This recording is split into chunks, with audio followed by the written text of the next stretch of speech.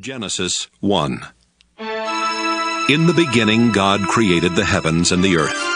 The earth was barren with no form of life. It was under a roaring ocean covered with darkness, but the Spirit of God was moving over the water. God said, I command light to shine. And light started shining. God looked at the light and saw that it was good. He separated light from darkness and named the light day and the darkness night. Evening came and then morning. That was the first day. God said, I command a dome to separate the water above it from the water below it. And that's what happened. God made the dome and named it sky. Evening came and then morning. That was the second day. God said, I command the water under the sky to come together in one place, so there will be dry ground. And that's what happened. God named the dry ground land, and he named the water ocean. God looked at what he had done and saw that it was good. God said, I command the earth to produce all kinds of plants, including fruit trees and grain. And that's what happened. The earth produced all kinds of vegetation. God looked at what he had done, and it was good. Evening came, and then morning. That was the third day. God said, I command lights to appear in the sky and to separate day from night, and to show the time for seasons, special days, and years. I command them to shine on the earth. And that's what happened. God made two powerful lights, the brighter one to rule the day and the other to rule the night. He also made the stars. Then God put these lights in the sky to shine on the earth, to rule day and night, and to separate light from darkness. God looked at what he had done, and it was good. Evening came, and then morning. That was the fourth day. God said, I command the ocean to be full of living creatures, and I command birds to fly above the earth. So God made the giant sea monsters and all the living creatures that swim in the ocean. He also made every kind of bird. God looked at what he had done, and it was good. Then he gave the living creatures his blessing. He told the ocean creatures to live everywhere in the ocean, and the birds to live everywhere on earth. Evening came, and then morning. That was the fifth day. God said, I command the earth to give life to all kinds of tame animals, wild animals, and reptiles. And that's what happened. God made every one of them. Then he looked at what he had done, and it was good. God said, Now we will make humans, and they will be like us. We will let them rule the fish, the birds, and all other living creatures. So God created humans to be like himself. He made men and women. God gave them his blessing and said, Have a lot of children. Fill the earth with people and bring it under your control. Rule over the fish in the ocean, the birds in the sky, and every animal on the earth. I have provided all kinds of fruit and grain for you to eat, and I have given the green plants as food for everything else that breathes. These will be food for animals, both wild and tame, and for birds. God looked at what he had done. All of it was very good. Evening came, and then morning. That was the sixth day. Genesis 2. So the heavens and the earth and everything else were created. By the seventh day God had finished his work, and so he rested. God blessed the seventh day and made it special, because on that day he rested from his work. That's how God created the heavens and the earth. When the Lord God made the heavens and the earth, no grass or plants were growing anywhere. God had not yet sent any rain, and there was no one to work the land. But streams came up from the ground and watered the earth. The Lord God took a handful of soil and made a man. God breathed life into the man, and the man started breathing. The Lord made a garden in a place called Eden, which was in the east, and he put the man there. The Lord God placed all kinds of beautiful trees and fruit trees in the garden. 2 other trees were in the middle of the garden. One of the trees gave life. The other gave the power to know the difference between right and wrong. From Eden, a river flowed out to water the garden. Then it divided into 4 rivers. The first one is the Pishon River that flows through the land of Havilah, where pure gold, rare perfumes, and precious stones are found. The second is the Gihon River that winds through Ethiopia. The Tigris River that flows east of Assyria is the third, and the fourth is the Euphrates River. The Lord God put the man in the Garden of Eden to take care of it and to look after it. But the Lord told him, You may eat fruit from any tree in the garden, except the one that has the power to let you know the difference between right and wrong. If you eat any fruit from that tree, you will die before the day is over. The Lord God said, It isn't good for the man to live alone. I need to make a suitable partner for him. So the Lord took some soil and made animals and birds. He brought them to the man to see what names he would give each of them. Then the man named the tame animals and the birds and the wild animals. That's how they got their names. None of these was the right kind of partner for the man. So the Lord God made him fall into a deep sleep, and he took out one of the man's ribs. Then, after closing the man's side, the Lord made a woman out of the rib. The Lord God brought her to the man, and the man exclaimed, Here is someone like me. She's part of my body, my own flesh and bones. She came from me, a man, so I will name her woman. That's why a man will leave his own father and mother. He marries a woman, and the two of them become like one person. Although the man and his wife were both naked, they were not ashamed. Genesis 3. The snake was sneakier than any of the other wild animals that the Lord God had made. One day, it came to the woman and asked, Did God tell you not to eat fruit from any tree in the garden? The woman answered, God said we could eat fruit from any tree in the garden, except the one in the middle. He told us not to eat fruit from that tree or even to touch it. If we do, we will die. No, you won't. the snake replied. God understands what will happen on the day you eat fruit from that tree. You will see what you have done, and you will know the difference between right and wrong, just as God does. The woman stared at the fruit. It looked beautiful and tasty. She wanted the wisdom that it would give her, and she ate some of the fruit. Her husband was there with her, so she gave some to him, and he ate it too. Right away they saw what they had done, and they realized they were naked. Then they sewed fig leaves together to make something to cover themselves. Late in the afternoon a breeze began to blow, and the man and woman heard the Lord God walking in the garden. They were frightened and hid behind some trees. The Lord called out to the man and asked, Where are you? The man answered, I was naked, and when I heard you walking through the garden, I was frightened and hid. How did you know you were naked? God asked. Did you eat any fruit from that tree in the middle of the garden? It was the woman you put here with me. The man said. She gave me some of the fruit and I ate it. The Lord God then asked the woman, What have you done?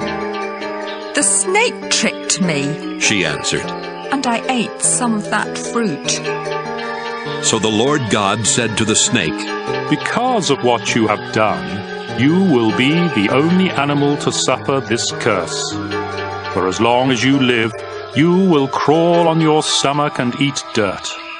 You and this woman will hate each other. Your descendants and hers will always be enemies.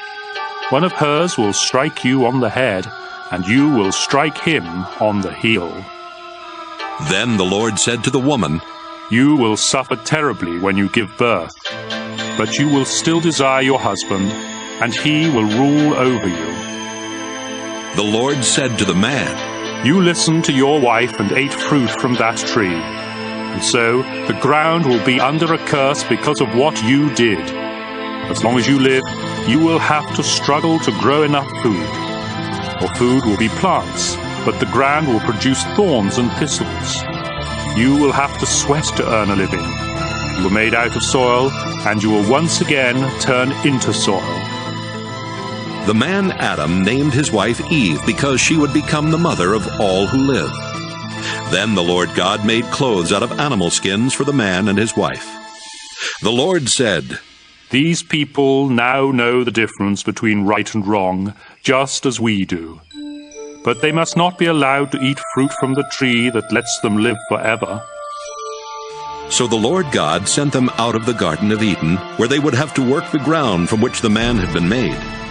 Then God put winged creatures at the entrance to the garden and a flaming, flashing sword to guard the way to the life-giving tree. Genesis 4. Adam and Eve had a son.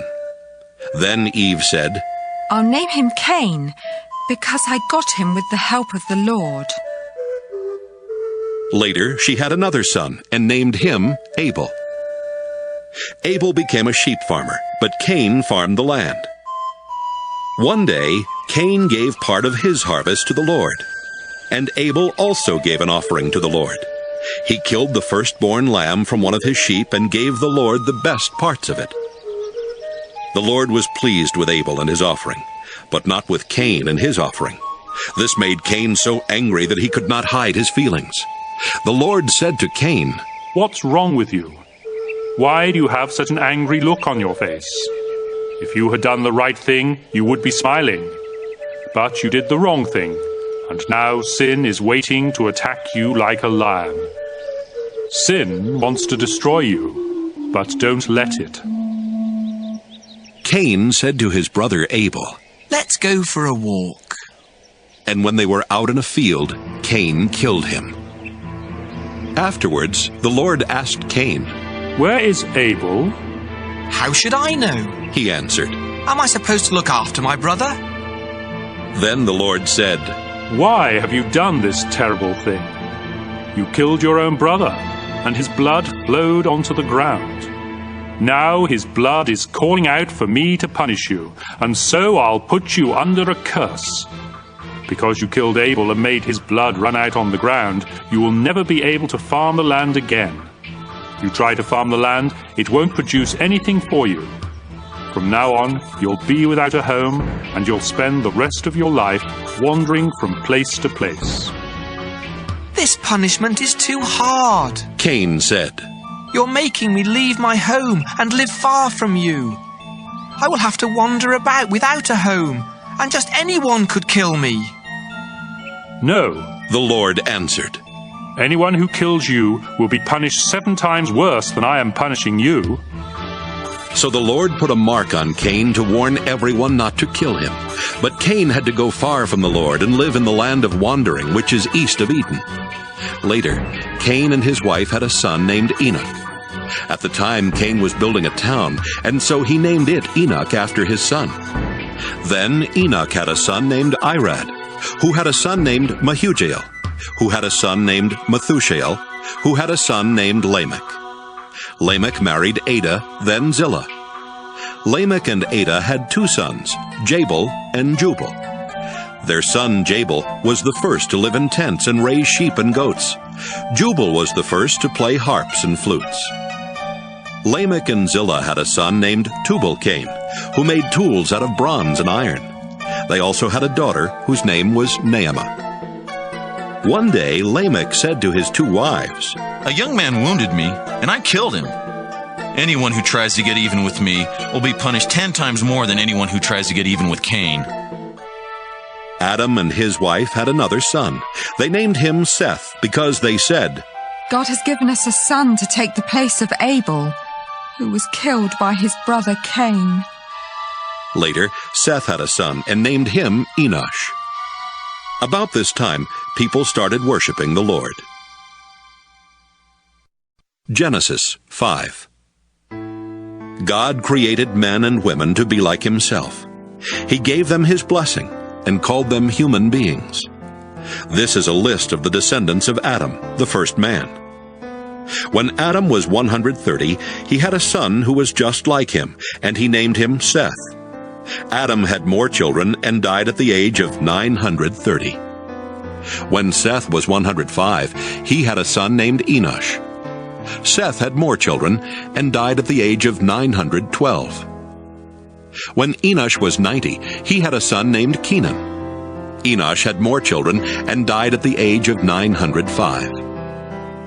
When Kenan was 70, he had a son named Mahalalel. Kenan had more children and died at the age of 910. When Mahalalel was 65, he had a son named Jared. Mahalalel had more children and died at the age of 895. When Jared was 162, he had a son named Enoch. Jared had more children and died at the age of 962. When Enoch was 65, he had a son named Methuselah, and during the next 300 years he had more children. Enoch truly loved God, and God took him away at the age of 365. When Methuselah was 187, he had a son named Lamech. Methuselah had more children, and died at the age of 969. When Lamech was 182, he had a son.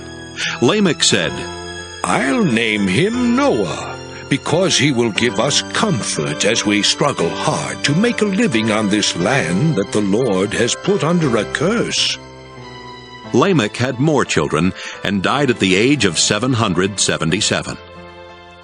After Noah was 500 years old, he had 3 sons and named them Shem, Ham, and Japheth.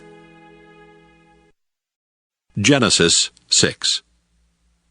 More and more people were born until finally they spread all over the earth. Some of their daughters were so beautiful that supernatural beings came down and married the ones they wanted. Then the Lord said, I won't let my life-giving breath remain in anyone forever. No one will live for more than 120 years. The children of the supernatural beings who had married these women became famous heroes and warriors. They were called Nephilim, and lived on the earth at that time and even later. The Lord saw how bad the people on earth were, and that everything they thought and planned was evil. He was very sorry that he had made them, and he said, I'll destroy every living creature on earth. I'll wipe out people, animals, birds, and reptiles. I'm sorry I ever made them. But the Lord was pleased with Noah, and this is the story about him. Noah was the only person who lived right and obeyed God. He had 3 sons, Shem, Ham, and Japheth. God knew that everyone was terribly cruel and violent, so he told Noah, Cruelty and violence have spread everywhere. Now I'm going to destroy the whole earth and all its people. Get some good lumber and build a boat. Put rooms in it and cover it with tar inside and out. Make it 450 feet long, 75 feet high, and 45 feet wide. Build a roof on the boat and leave a space of about 18 inches between the roof and the sides. Make the boat 3 stories high and put a door on one side. I'm going to send a flood that will destroy everything that breathes. Nothing will be left alive. But I solemnly promise that you, your wife, your sons, and your daughters-in-law will be kept safe in the boat. Bring into the boat with you a male and a female of every kind of animal and bird, as well as a male and a female of every reptile. I don't want them to be destroyed. Store up enough food both for yourself and for them. Noah did everything the Lord told him to do. Genesis 7. The Lord told Noah, Take your whole family with you into the boat, because you are the only one on this earth who pleases me. Take 7 pairs of every kind of animal that can be used for sacrifice, and 1 pair of all others. Also, take 7 pairs of every kind of bird with you. Do this so there will always be animals and birds on the earth. 7 days from now I will send rain that will last for 40 days and nights, and I will destroy all other living creatures I have made. Noah was 600 years old when he went into the boat to escape the flood, and he did everything the Lord had told him to do. His wife, his sons, and his daughters-in-law all went inside with him. He obeyed God and took a male and a female of each kind of animal and bird into the boat with him. 7 days later, a flood began to cover the earth. Noah was 600 years old when the water under the earth started gushing out everywhere. The sky opened like windows and rain poured down for 40 days and nights. All this began on the 17th day of the second month of the year. On that day, Noah and his wife went into the boat with their 3 sons, Shem, Ham, and Japheth, and their wives. They took along every kind of animal, tame and wild, including the birds. Noah took a male and a female of every living creature with him, just as God had told him to do. And when they were all in the boat, God closed the door. For 40 days the rain poured down without stopping, and the water became deeper and deeper, until the boat started floating high above the ground. Finally, the mighty flood was so deep that even the highest mountain peaks were almost 25 feet below the surface of the water.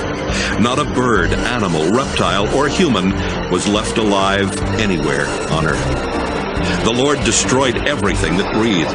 Nothing was left alive except Noah and the others in the boat.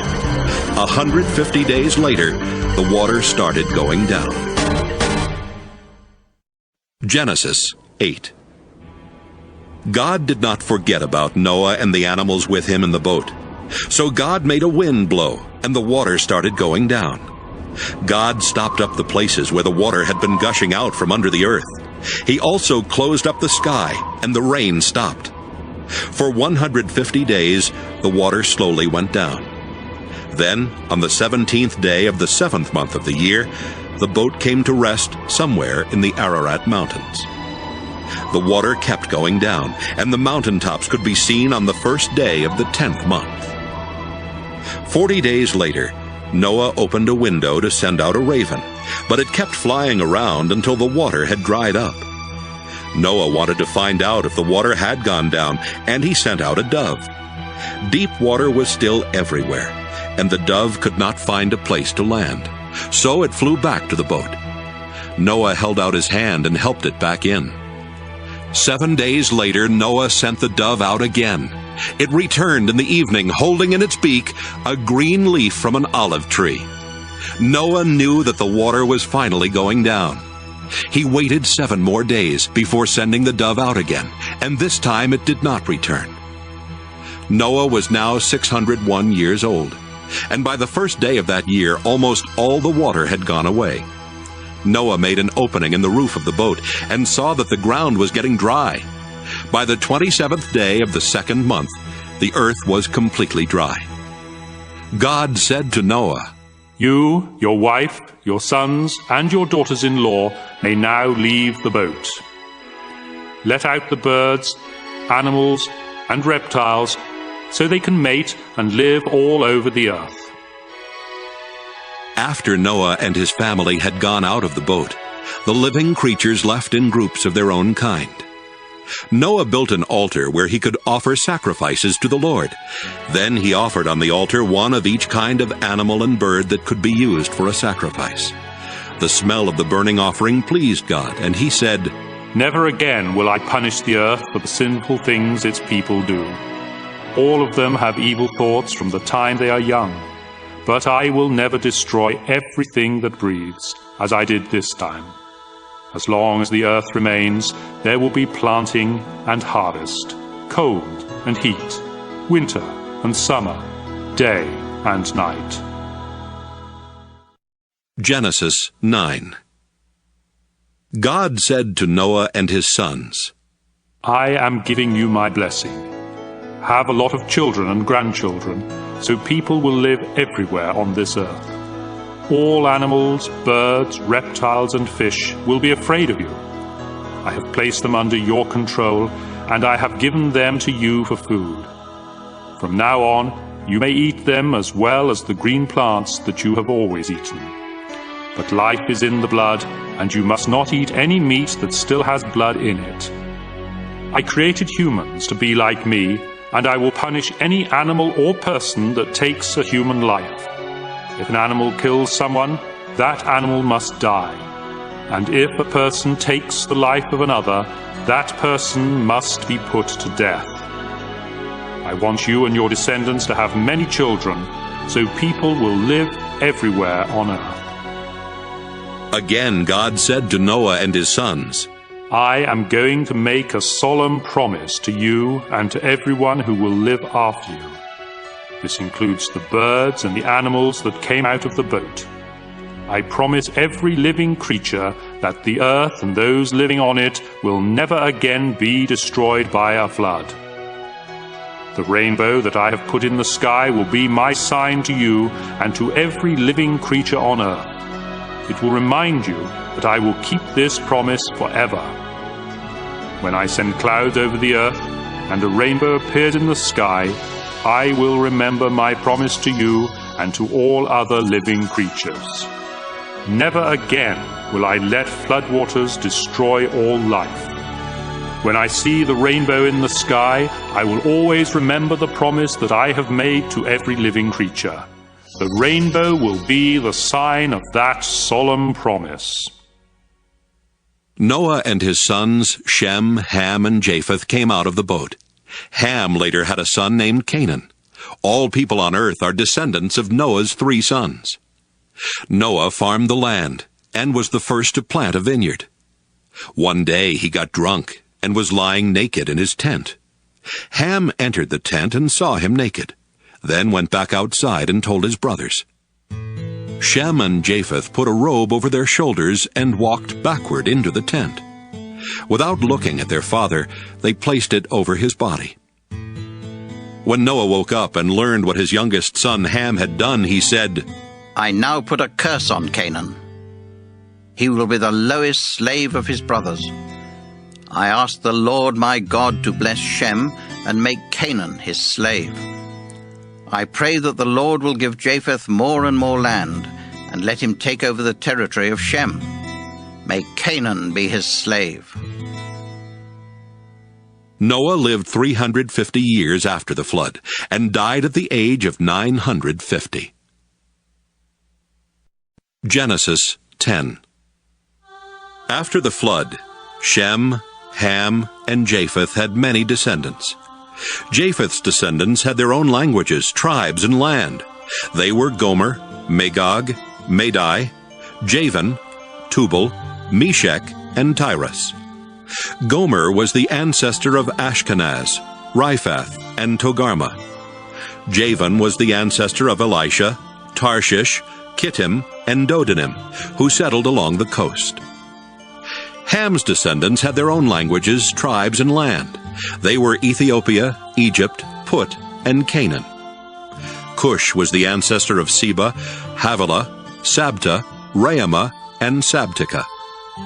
Raamah was the ancestor of Sheba and Dedan. Cush was also the ancestor of Nimrod, a mighty warrior whose strength came from the Lord. Nimrod is the reason for the saying, "You hunt like Nimrod with the strength of the Lord." Cush first ruled in Babylon, Erech, and Akkad, all of which were in Babylonia. From there, Nimrod went to Assyria and built the great city of Nineveh.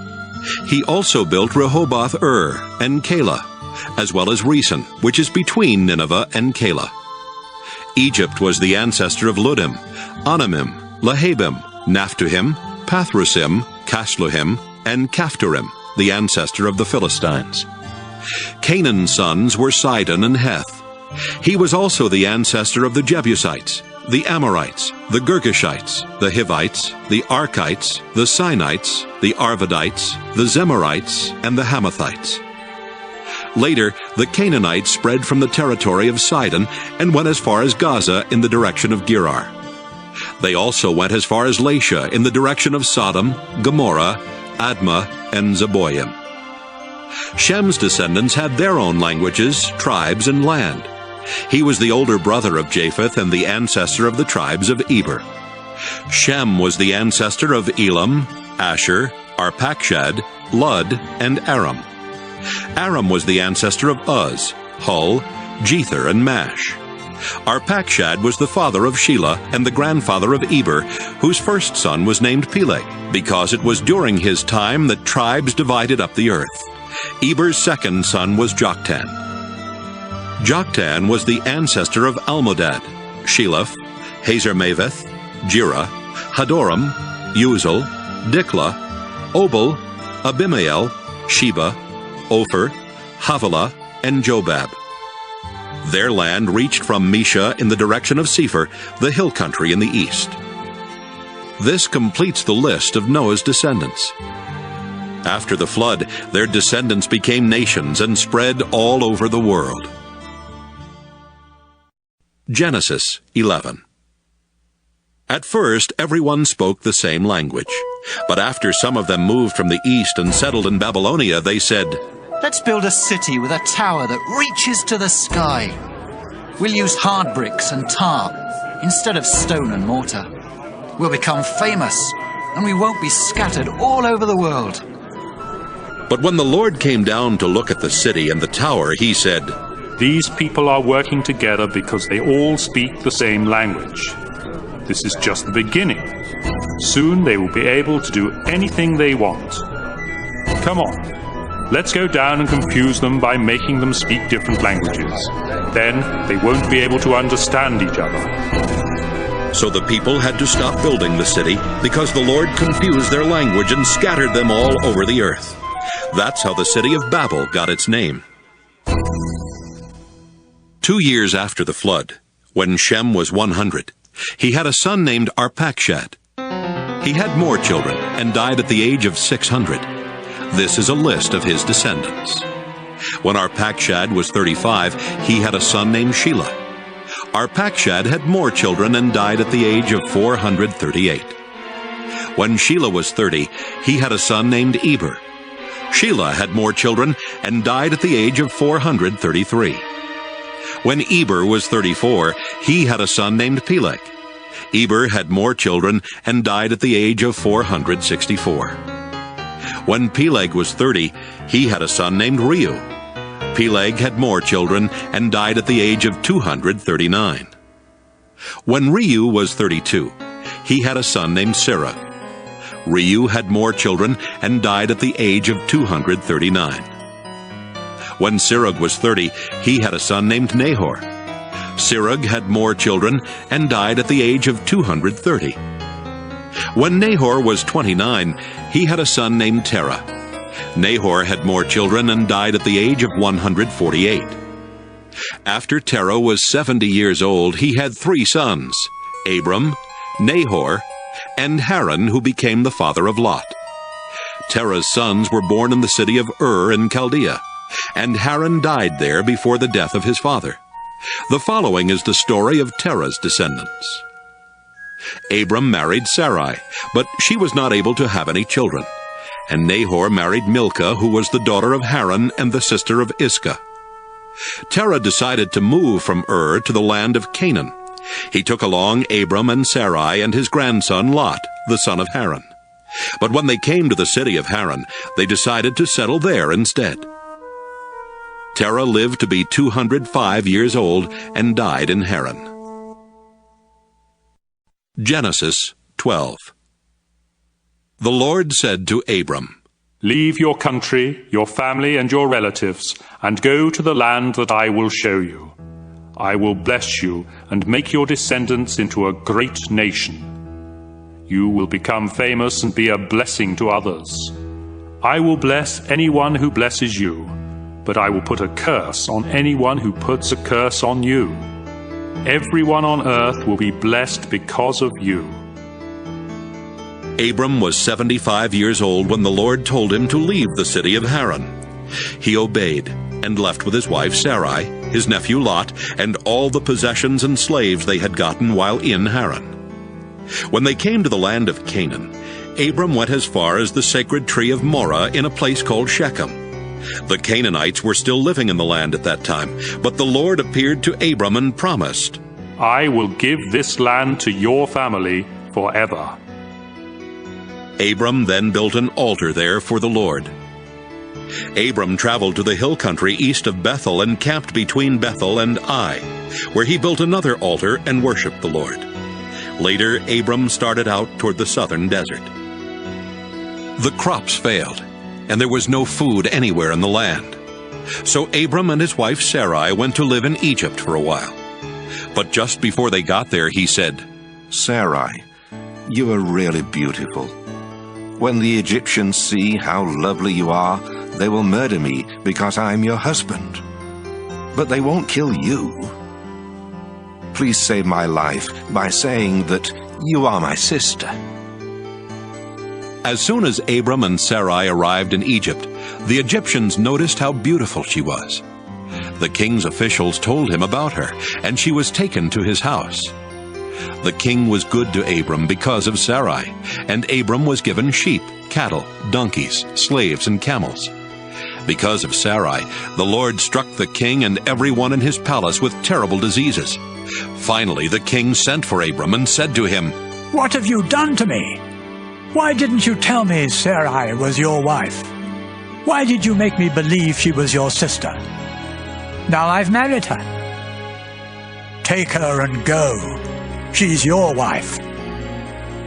So the king told his men to let Abram and Sarai take their possessions and leave. Genesis 13. Abram and Sarai took everything they owned and went to the southern desert. Lot went with them. Abram was very rich. He owned many cattle, sheep, and goats, and had a lot of silver and gold. Abram moved from place to place in the southern desert, and finally he went north and set up his tents between Bethel and Ai, where he had earlier camped, and built an altar. There he worshipped the Lord. Lot, who was traveling with him, also had sheep, goats, and cattle, as well as his own family and slaves. At this time, the Canaanites and the Perizzites were living in the same area, and so there wasn't enough pasture land left for Abram and Lot with all of their animals. Besides this, the men who took care of Abram's animals and the ones who took care of Lot's animals started quarreling. Abram said to Lot, We are close relatives. We shouldn't argue, and our men shouldn't be fighting one another. There is plenty of land for you to choose from. Let's separate. If you go north, I'll go south. If you go south, I'll go north. This happened before the Lord had destroyed the cities of Sodom and Gomorrah. And when Lot looked around, he saw there was plenty of water in the Jordan Valley. All the way to Zoar, the valley was as green as the garden of the Lord or the land of Egypt. So Lot chose the whole Jordan Valley for himself, and as he started toward the east, he and Abram separated. Abram stayed in the land of Canaan. But Lot settled near the cities of the valley and put up his tents not far from Sodom, where the people were evil and sinned terribly against the Lord.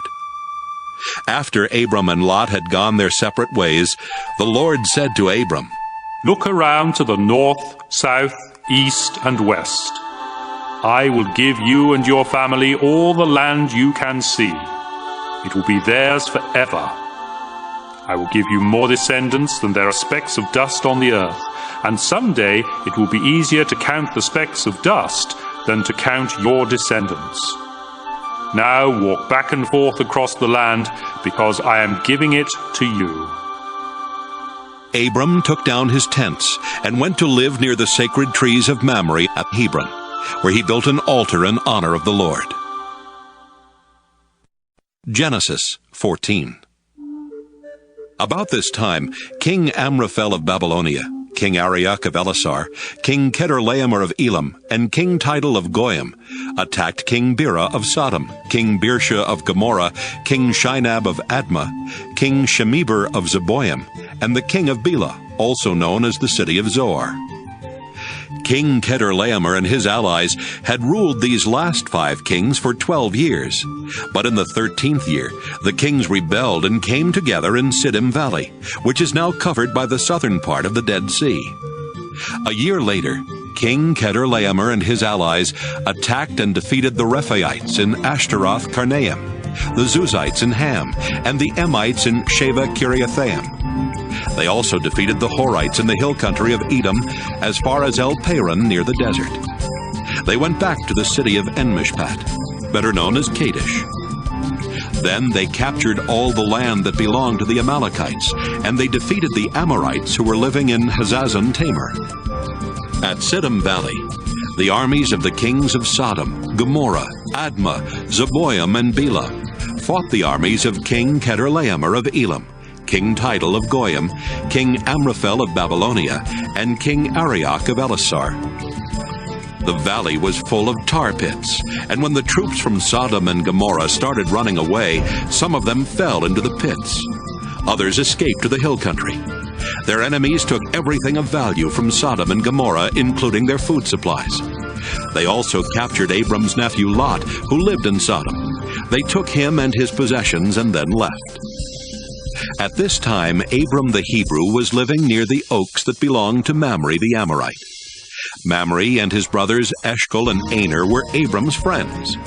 Someone who had escaped from the battle told Abram that his nephew Lot had been taken away. 318 of Abram's servants were fighting men, so he took them and followed the enemy as far north as the city of Dan. That night, Abram divided up his troops, attacked from all sides, and won a great victory.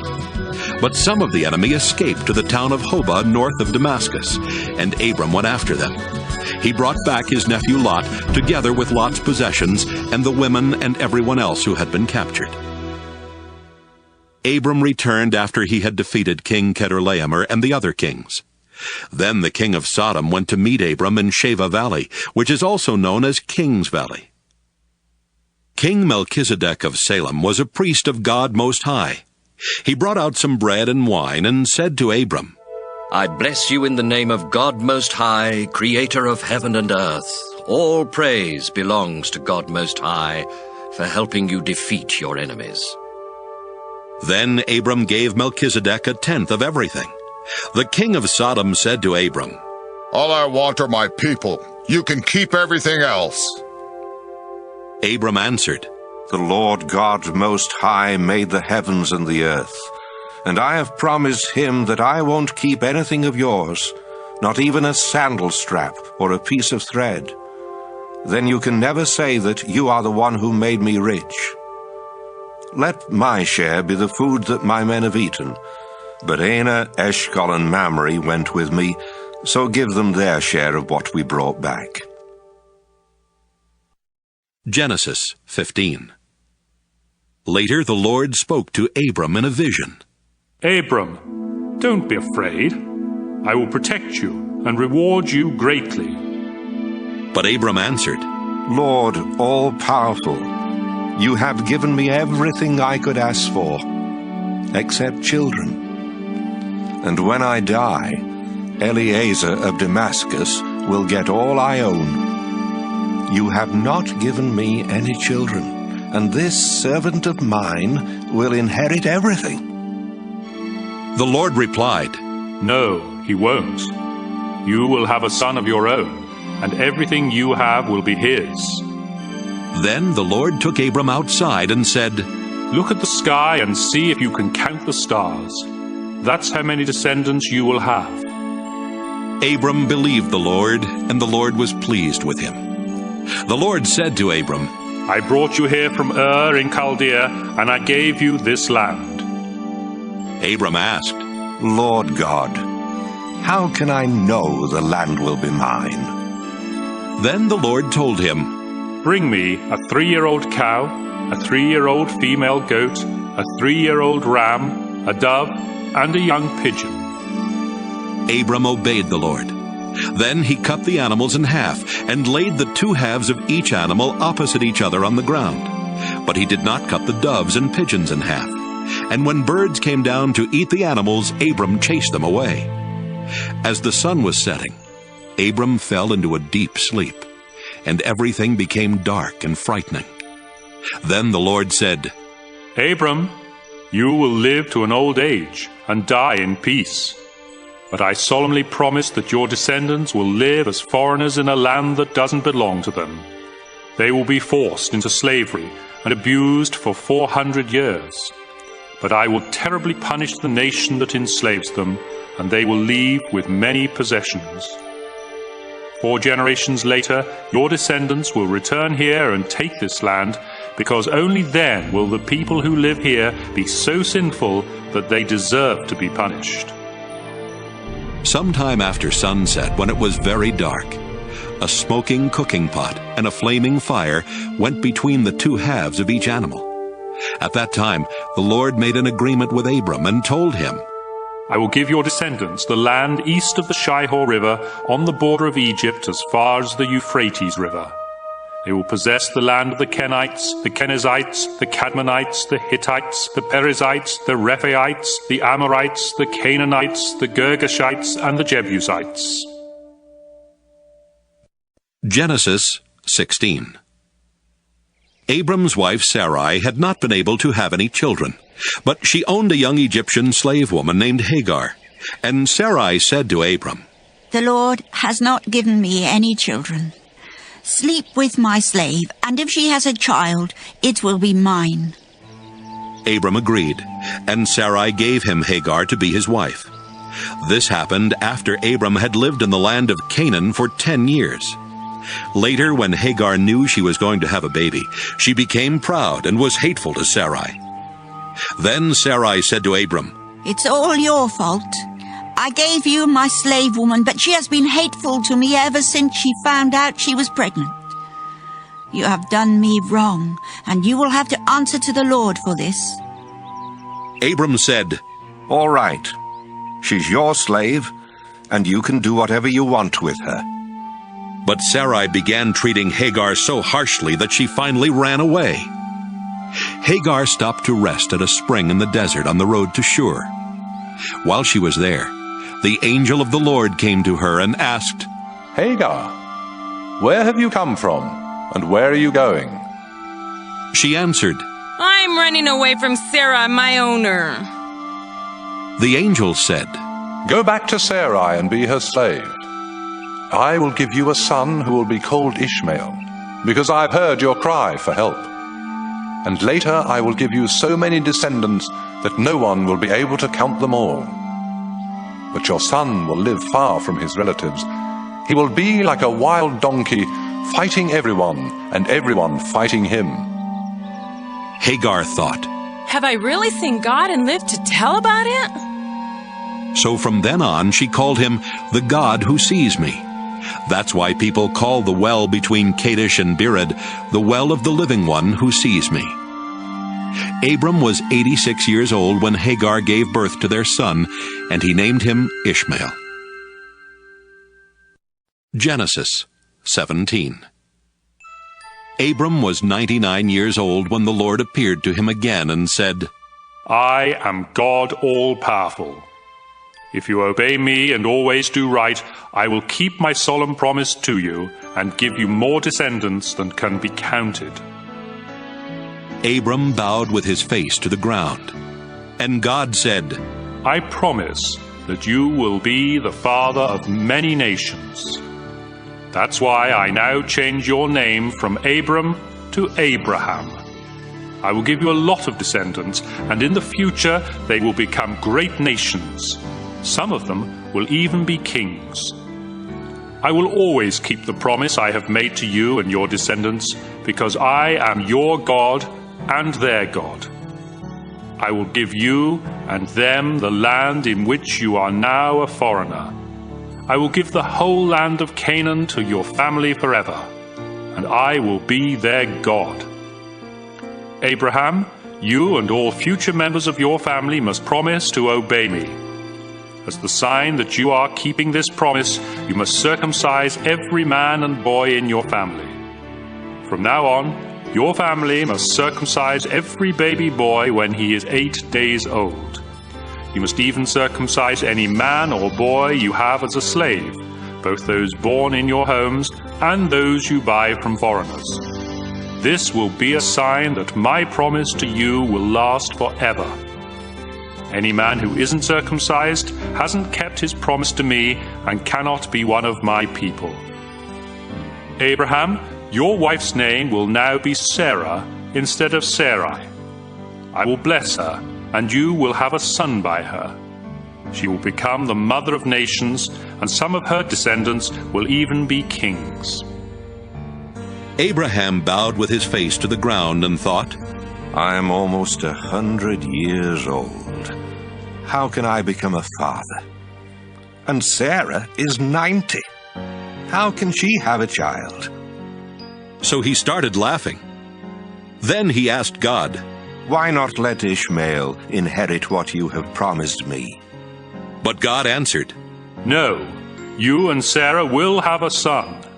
His name will be Isaac, and I will make an everlasting promise to him and his descendants.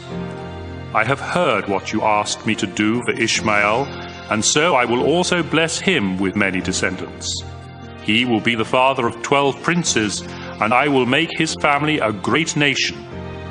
But your son Isaac will be born about this time next year, and the promise I am making to you and your family will be for him and his descendants forever.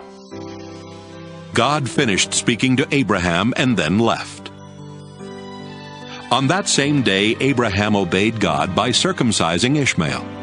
Abraham was also circumcised, and so were all other men and boys in his household, including his servants and slaves. He was 99 years old at the time, and his son Ishmael was 13. Genesis 18. One hot summer afternoon, Abraham was sitting by the entrance to his tent near the sacred trees of Mamre when the Lord appeared to him. Abraham looked up and saw 3 men standing nearby. He quickly ran to meet them, bowed with his face to the ground, and said, Please, come to my home where I can serve you.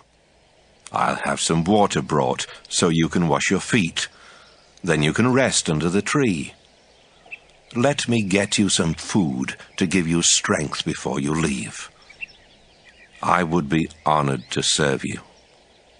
Thank you very much, they answered. We accept your offer. Abraham quickly went to his tent and said to Sarah, Hurry, get a large sack of flour and make some bread.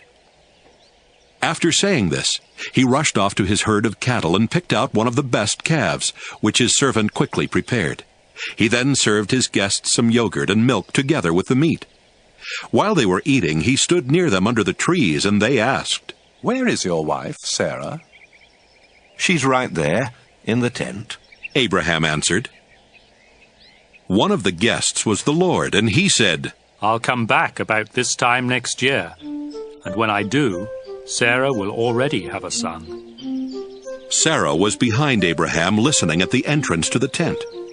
Abraham and Sarah were very old, and Sarah was well past the age for having children. So she laughed and said to herself,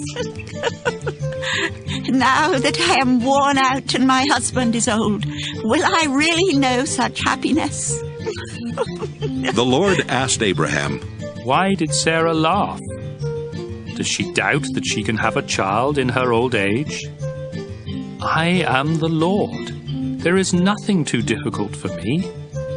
I'll come back next year at the time I promised, and Sarah will already have a son.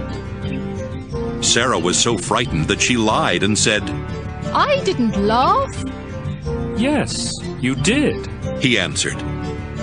When the 3 men got ready to leave, they looked down toward Sodom, and Abraham walked part of the way with them. The Lord said to himself, I should tell Abraham what I am going to do, since his family will become a great and powerful nation that will be a blessing to all other nations on earth. I have chosen him to teach his family to obey me forever and to do what is right and fair. Then I will give Abraham many descendants, just as I promised. The Lord said, Abraham, I have heard that the people of Sodom and Gomorrah are doing all kinds of evil things. Now I am going down to see for myself if those people really are that bad. If they aren't, I want to know about it. The men turned and started toward Sodom, but the Lord stayed with Abraham, who asked, Lord, when you destroy the evil people, are you also going to destroy those who are good? Wouldn't you spare the city if there are only 50 good people in it? You surely wouldn't let them be killed when you destroy the evil ones. You are the judge of all the earth, and you do what is right. The Lord replied, If I find 50 good people in Sodom, I will save the city to keep them from being killed. Abraham answered, I am nothing more than the dust of the earth. Please forgive me, Lord, for daring to speak to you like this. But suppose there are only 45 good people in Sodom. Would you still wipe out the whole city? If I find 45 good people, the Lord replied, I won't destroy the city. Suppose there are just 40 good people. Abraham asked. Even for them, the Lord replied, I won't destroy the city. Abraham said, Please don't be angry, Lord, if I ask you what you will do if there are only 30 good people in the city. If I find 30, the Lord replied, I still won't destroy it. Then Abraham said, I don't have any right to ask you, Lord, but what would you do if you find only 20? Because of them, I won't destroy the city, was the Lord's answer. Finally, Abraham said, Please don't get angry, Lord, if I speak just once more. Suppose you find only 10 good people there. For the sake of 10 good people, the Lord told him, I still won't destroy the city. After speaking with Abraham, the Lord left, and Abraham went back home. Genesis 19. That evening, the two angels arrived in Sodom, while Lot was sitting near the city gate. When Lot saw them, he got up, bowed down low, and said, Gentlemen, I am your servant. Please come to my home. You can wash your feet, spend the night, and be on your way in the morning. They told him, No, we will spend the night in the city square. But Lot kept insisting until they finally agreed and went home with him. He baked some bread, cooked a meal, and they ate. Before Lot and his guests could go to bed, every man in Sodom, young and old, came and stood outside his house and started shouting, Where are your visitors? Send them out so we can have sex with them. Lot went outside and shut the door behind him. Then he said, Friend, please don't do such a terrible thing. I have 2 daughters who have never been married. I'll bring them out, and you can do what you want with them. But don't harm these men. They are guests in my home. Don't get in our way, the crowd answered. You're an outsider. What right do you have to order us around? We'll do worse things to you than we're going to do to them. The crowd kept arguing with Lot. Finally, they rushed toward the door to break it down. But the 2 angels in the house reached out and pulled Lot safely inside. Then they struck everyone in the crowd blind, and none of them could even find the door. The 2 angels said to Lot, The Lord has heard many terrible things about the people of Sodom, and he has sent us here to destroy the city. Take your family and leave. Take every relative you have in the city, as well as the men your daughters are going to marry. Lot went to the men who were engaged to his daughters and said, Hurry and get out of here. The Lord is going to destroy this city. But they thought he was joking, and they laughed at him. Early the next morning, the 2 angels tried to make Lot hurry and leave. They said, Take your wife and your 2 daughters and get out of here as fast as you can. If you don't, every one of you will be killed when the Lord destroys the city. At first, Lot just stood there. But the Lord wanted to save him. So the angels took Lot, his wife, and his 2 daughters by the hand and led them out of the city. When they were outside, one of the angels said, Run for your lives. Don't even look back. And don't stop in the valley. Run to the hills where you will be safe. Lot answered, You have done us a great favor, sir.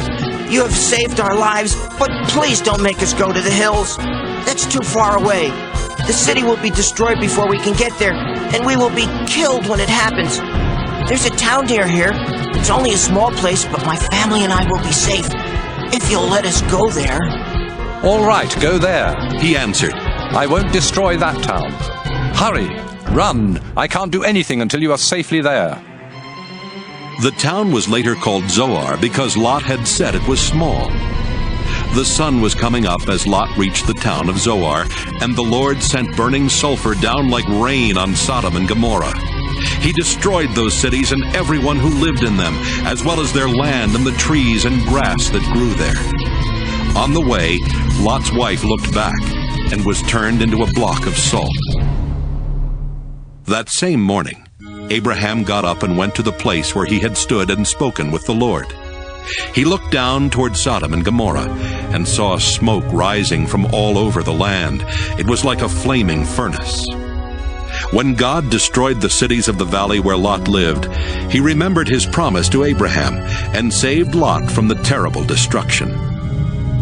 Lot was afraid to stay on in Zoar, so he took his 2 daughters and moved to a cave in the hill country. One day his older daughter said to her sister, "Our father is old, and there are no men anywhere for us to marry. Let's get our father drunk. Then we can sleep with him and have children." That night they got their father drunk, and the older daughter got in bed with him. But he was too drunk even to know she was there.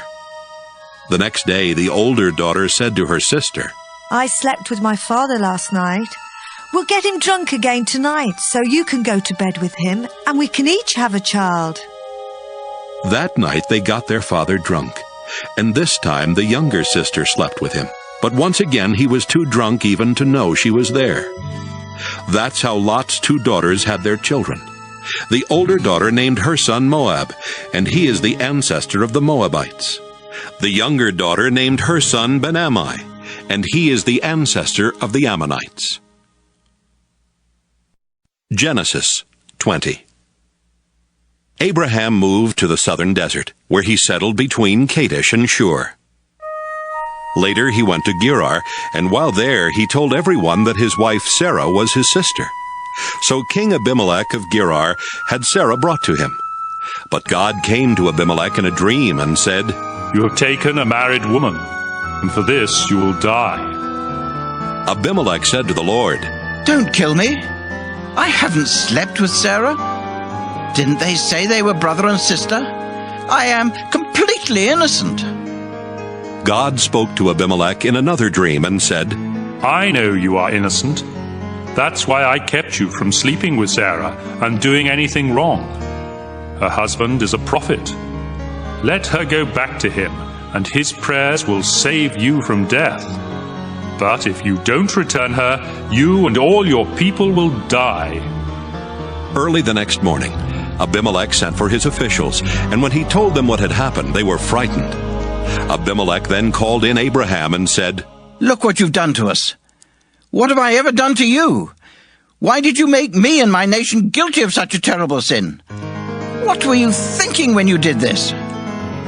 Abraham answered, "I did it because I didn't think any of you respected God, and I was sure that someone would kill me to get my wife. Besides, she is my half-sister.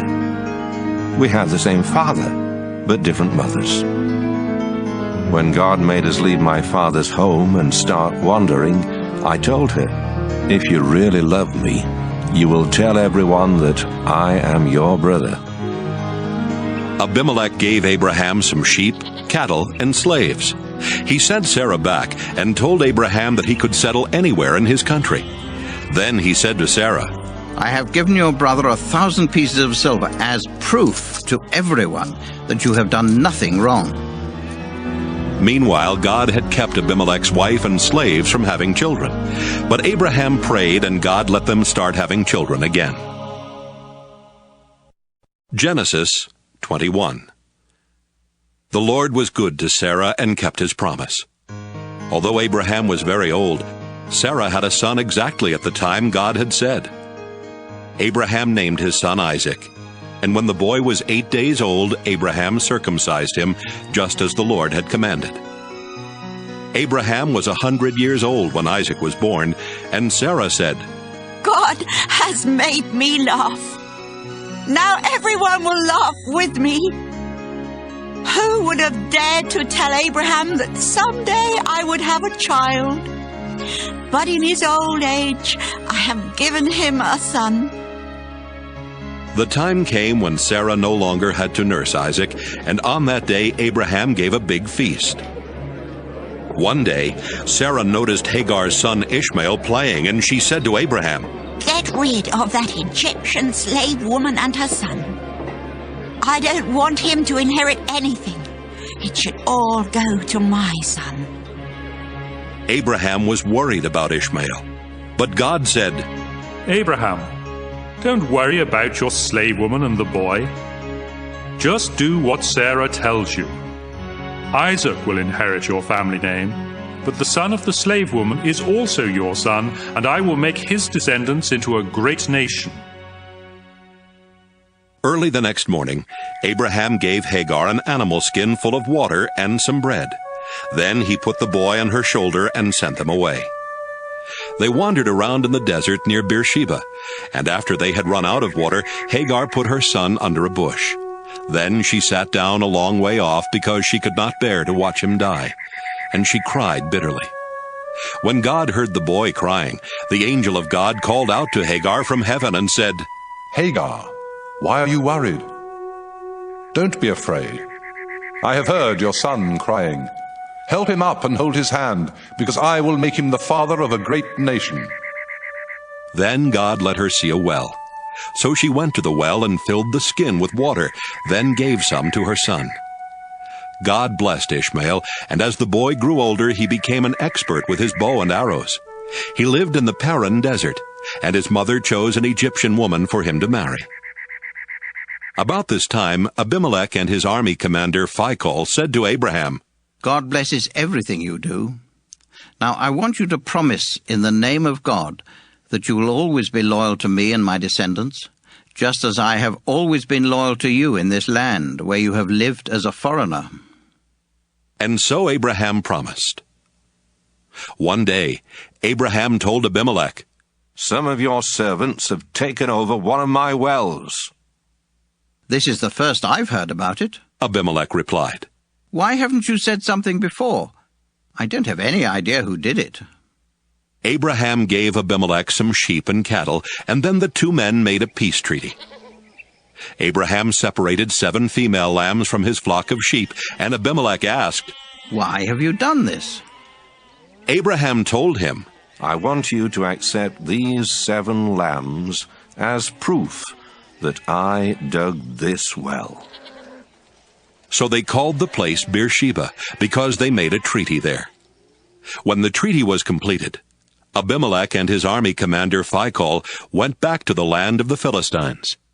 Abraham planted a tamarisk tree in Beersheba and worshipped the eternal Lord God. Then Abraham lived a long time as a foreigner in the land of the Philistines. Genesis 22. Some years later, God decided to test Abraham, so he spoke to him. Abraham answered, Here I am, Lord. The Lord said, Go, get Isaac, your only son, the one you dearly love. Take him to the land of Moriah, and I will show you a mountain, where you must sacrifice him to me on the fires of an altar. So Abraham got up early the next morning and chopped wood for the fire. He put a saddle on his donkey and left with Isaac and 2 servants for the place where God had told him to go. 3 days later, Abraham looked off in the distance and saw the place. He told his servants, Stay here with the donkey, while my son and I go over there to worship. We will come back. Abraham put the wood on Isaac's shoulder, but he carried the hot coals and the knife. As the 2 of them walked along, Isaac said, Father, we have the coals and the wood, but where is the lamb for the sacrifice? My son, Abraham answered, God will provide the lamb. The 2 of them walked on, and when they reached the place that God had told him about, Abraham built an altar and placed the wood on it. Next, he tied up his son and put him on the wood. He then took the knife and got ready to kill his son. But the Lord's angel shouted from heaven, Abraham! Abraham! Here I am, he answered. Don't hurt the boy or harm him in any way. The angel said, Now I know that you truly obey God. because you were willing to offer him your only son. Abraham looked up and saw a ram caught by its horns in the bushes. So he took the ram and sacrificed it in place of his son. Abraham named that place, "The Lord will provide." And even now people say, "On the mountain of the Lord it will be provided." The Lord's angel called out from heaven a second time. "You were willing to offer the Lord your only son, and so he makes you this solemn promise. I will bless you and give you such a large family that someday your descendants will be more numerous than the stars in the sky or the grains of sand along the beach. They will defeat their enemies and take over the cities where their enemies live. You have obeyed me, and so you and your descendants will be a blessing to all nations on earth." Abraham and Isaac went back to the servants who had come with him, and they returned to Abraham's home in Beersheba. Abraham's brother Nahor had married Milcah, and Abraham was later told that they had 8 sons. Uz was their firstborn, Buz was next, and then there was Kemuel, who became the father of Aram. Their other 5 sons were Kesed, Hazo, Pildash, Jidlaph, and Bethuel, who became the father of Rebekah. Nahor also had another wife. Her name was Reumah. She had 4 sons, Tebah, Gaham, Tahash, and Maacah. Genesis 23. When Sarah was 127 years old, she died in Kiriath Arba, better known as Hebron, in the land of Canaan. After Abraham had mourned for her, he went to the Hittites and said, "I live as a foreigner in your land, and I don't own any property where I can bury my wife. Please, let me buy a piece of land." "Sir," they answered, "you're an important man. Choose the best place to bury your wife. None of us would refuse you a resting place for your dead." Abraham bowed down and replied, "If you are willing to let me bury my wife here, please ask Zohar's son Ephron to sell me Machpelah Cave at the end of his field. I'll pay what it's worth, and all of you can be witnesses." Ephron was sitting there near the city gate when Abraham made this request, and he answered, "Sir, the whole field, including the cave, is yours. With my own people as witnesses, I freely give it to you as a burial place for your dead." Once again Abraham bowed down and said to Ephron, "In front of these witnesses, I offer you the full price so I can bury my wife. Please accept my offer." "But, sir," the man replied, "the property is worth only 400 pieces of silver. Why should we haggle over such a small amount? Take the land, it's yours." Abraham accepted Ephron's offer and paid him the 400 pieces of silver in front of everyone at the city gate. That's how Abraham got Ephron's property east of Hebron, which included the field with all its trees, as well as Machpelah Cave at the end of the field. So Abraham buried his wife Sarah in Machpelah Cave that was in the field he had bought from the Hittites. Genesis 24. Abraham was now a very old man. The Lord had made him rich, and he was successful in everything he did. One day Abraham called in his most trusted servant and said to him, "Solemnly promise me, in the name of the Lord, who rules heaven and earth, that you won't choose a wife for my son Isaac from the people here in the land of Canaan. Instead, go back to the land where I was born, and find a wife for him from among my relatives." But the servant asked, "What if the young woman I choose refuses to leave home and come here with me? Should I send Isaac there to look for a wife?" "No," Abraham answered. "Don't ever do that, no matter what. The Lord who rules heaven brought me here from the land where I was born, and promised that he would give this land to my descendants forever. When you go back there, the Lord will send his angel ahead of you to help you find a wife for my son. If the woman refuses to come along, you don't have to keep this promise. But don't ever take my son back there." So the servant gave Abraham his word that he would do everything he had been told to do. Soon after that, The servant loaded 10 of Abraham's camels with valuable gifts. Then he set out for the city in northern Syria, where Abraham's brother Nahor lived. When he got there, he let the camels rest near the well outside the city. It was late afternoon, the time when the women came out for water. The servant prayed, "You, Lord, are the God my master Abraham worships. Please keep your promise to him and let me find a wife for Isaac today. The young women of the city will soon come to this well for water, and I'll ask one of them for a drink. If she gives me a drink and then offers to get some water for my camels, I'll know she is the one you have chosen and that you have kept your promise to my master." While he was still praying, a beautiful unmarried young woman came by with a water jar on her shoulder. She was Rebekah, the daughter of Bethuel, the son of Abraham's brother Nahor, and his wife Milcah. Rebekah walked past Abraham's servant, then went over to the well and filled her water jar. When she started back, Abraham's servant ran to her and said, "Please, let me have a drink of water." "I'll be glad to," she answered. Then she quickly took the jar from her shoulder and held it while he drank. After he had finished, she said, "Now I'll give your camels all the water they want." She quickly poured out water for them, and she kept going back for more until his camels had drunk all they wanted. Abraham's servant did not say a word, but he watched everything Rebekah did, because he wanted to know for certain if this was the woman the Lord had chosen. The servant had brought along an expensive gold ring and 2 large gold bracelets.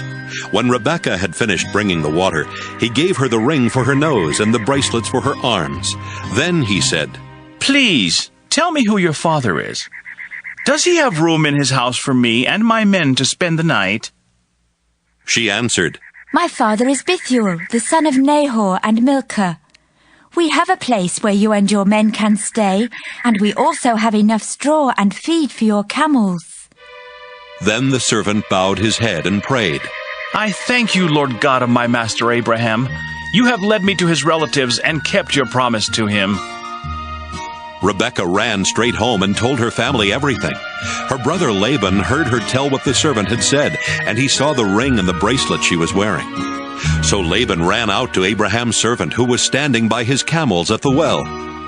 Then Laban said, "The Lord has brought you safely here. Come home with me. There's no need for you to keep on standing outside. I have a room ready for you in our house, and there's also a place for your camels." Abraham's servant went home with Laban, where Laban's servants unloaded his camels and gave them straw and feed. Then they brought water into the house, so Abraham's servant and his men could wash their feet. After that, they brought in food. But the servant said, "Before I eat, I must tell you why I have come." "Go ahead and tell us," Laban answered. The servant explained, "I am Abraham's servant. The Lord has been good to my master, and he has made him very rich. He has given him many sheep, goats, cattle, camels, and donkeys, as well as a lot of silver and gold, and many slaves. Sarah, my master's wife, didn't have any children until she was very old. Then she had a son, and my master has given him everything. I solemnly promised my master that I would do what he said, and he told me, 'Don't choose a wife for my son from the women in this land of Canaan. Instead, go back to the land where I was born, and find a wife for my son from among my relatives.' I asked my master, 'What if the young woman refuses to come with me?' My master answered, 'I have always obeyed the Lord, and he will send his angel to help you find my son a wife from among my own relatives. But if they refuse to let her come back with you, then you are freed from your promise.' When I came to the well today, I silently prayed, 'You, Lord, are the God my master Abraham worships, so please lead me to a wife for his son while I am here at the well. When a young woman comes out to get water, I'll ask her to give me a drink. If she gives me a drink and offers to get some water for my camels, I'll know she is the one you have chosen.' Even before I had finished praying, Rebekah came by with a water jar on her shoulder. When she had filled the jar, I asked her for a drink. She quickly lowered the jar from her shoulder and said, "Have a drink. Then I'll get water for your camels." So I drank, and after that she got some water for my camels. I asked her who her father was, and she answered, "My father is Bethuel, the son of Nahor and Milcah." Right away I put the ring in her nose and the bracelets on her arms. Then I bowed my head and gave thanks to the God my master Abraham worships.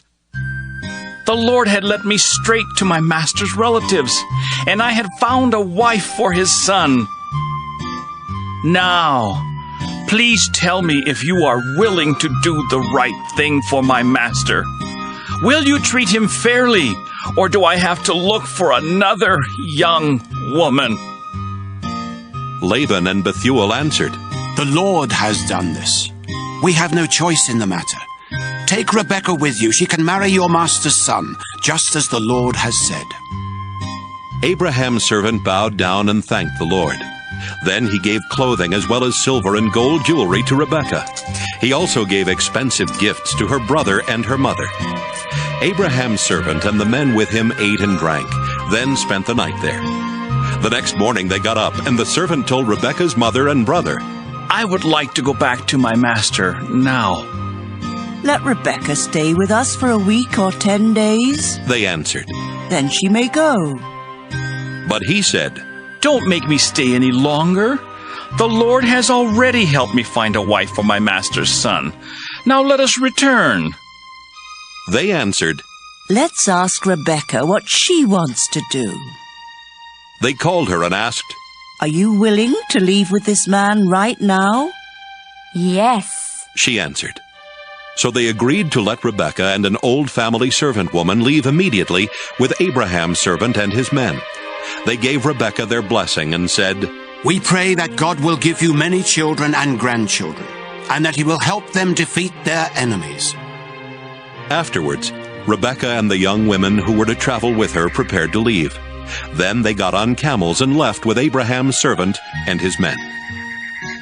At that time, Isaac was living in the southern part of Canaan near a place called the Well of the Living One Who Sees Me. One evening he was walking out in the fields when suddenly he saw a group of people approaching on camels, so he started toward them. Rebekah saw him coming. She got down from her camel and asked, "Who is that man?" "He is my master, Isaac," the servant answered. Then Rebekah covered her face with her veil. The servant told Isaac everything that had happened. Isaac took Rebekah into the tent where his mother had lived before she died, and Rebekah became his wife. He loved her and was comforted over the loss of his mother. Genesis 25. Abraham married Keturah, and they had 6 sons, Zimran, Jokshan, Medan, Midian, Ishbak, and Shua. Later, Jokshan became the father of Sheba and Dedan. And when Dedan grew up, he had 3 sons, Ashurim, Letushim, and Laumim. Midian also had 5 sons, Ephah, Epher, Hanok, Abida, and Eldaah. While Abraham was still alive, he gave gifts to the son of Hagar and Keturah. He also sent their sons to live in the east far from his son Isaac, and when Abraham died, he left everything to Isaac. Abraham died at the ripe old age of 175. His sons Isaac and Ishmael buried him east of Hebron in Machpelah cave, that was part of the field Abraham had bought from Ephron, son of Zohar the Hittite. Abraham was buried there beside his wife Sarah. God blessed Isaac after this, and Isaac moved to a place called the Well of the Living One Who Sees Me. Ishmael was the son of Abraham and Hagar, the slave woman of Sarah. Ishmael had 12 sons in this order: Nebaioth, Kedar, Adbeel, Mibsam, Mishma, Duma, Massa, Hadad, Tema, Jeter, Naphish, and Kedemah. Each of Ishmael's sons was a tribal chief, and a village was named after each of them. Ishmael had settled in the land east of his brothers, and his sons settled everywhere from Havilah to Shur, east of Egypt on the way to Asher. Ishmael was 137 when he died. Isaac was the son of Abraham, and he was 40 years old when he married Rebekah, the daughter of Bethuel. She was also the sister of Laban the Aramean from northern Syria. Almost 20 years later, Rebekah still had no children. So Isaac asked the Lord to let her have a child, and the Lord answered his prayer. Before Rebekah gave birth, she knew she was going to have twins because she could feel them inside her fighting each other. She thought, "Why is this happening to me?" Finally, she asked the Lord why her twins were fighting, and he told her, "Your 2 sons will become 2 separate nations. The younger of the 2 will be stronger, and the older son will be his servant." When Rebekah gave birth, the first baby was covered with red hair, so he was named Esau. The second baby grabbed onto his brother's heel, so they named him Jacob. Isaac was 60 years old when they were born. As Jacob and Esau grew older, Esau liked the outdoors and became a good hunter, while Jacob settled down and became a shepherd. Esau would take the meat of wild animals to his father Isaac, and so Isaac loved him more. But Jacob was his mother's favorite son. One day, Jacob was cooking some stew when Esau came home hungry and said, "I'm starving to death. Give me some of that red stew right now." That's how Esau got the name Edom. Jacob replied, "Sell me your rights as the firstborn son." "I'm about to die," Esau answered. "What good will those rights do me?" But Jacob said, "Promise me your birthrights here and now." And that's what Esau did. Jacob then gave Esau some bread and some of the bean stew, and when Esau had finished eating and drinking, he just got up and left, showing how little he thought of his rights as the firstborn. Genesis 26. Once during Abraham's lifetime, the fields had not produced enough grain, and now the same thing happened. So Isaac went to King Abimelech of the Philistines in the land of Gerar, because the Lord had appeared to Isaac and said, "Isaac, stay away from Egypt. I will show you where I want you to go. You will live there as a foreigner, but I will be with you and bless you. I will keep my promise to your father Abraham by giving this land to you and your descendants. I will give you as many descendants as there are stars in the sky, and I will give your descendants all of this land.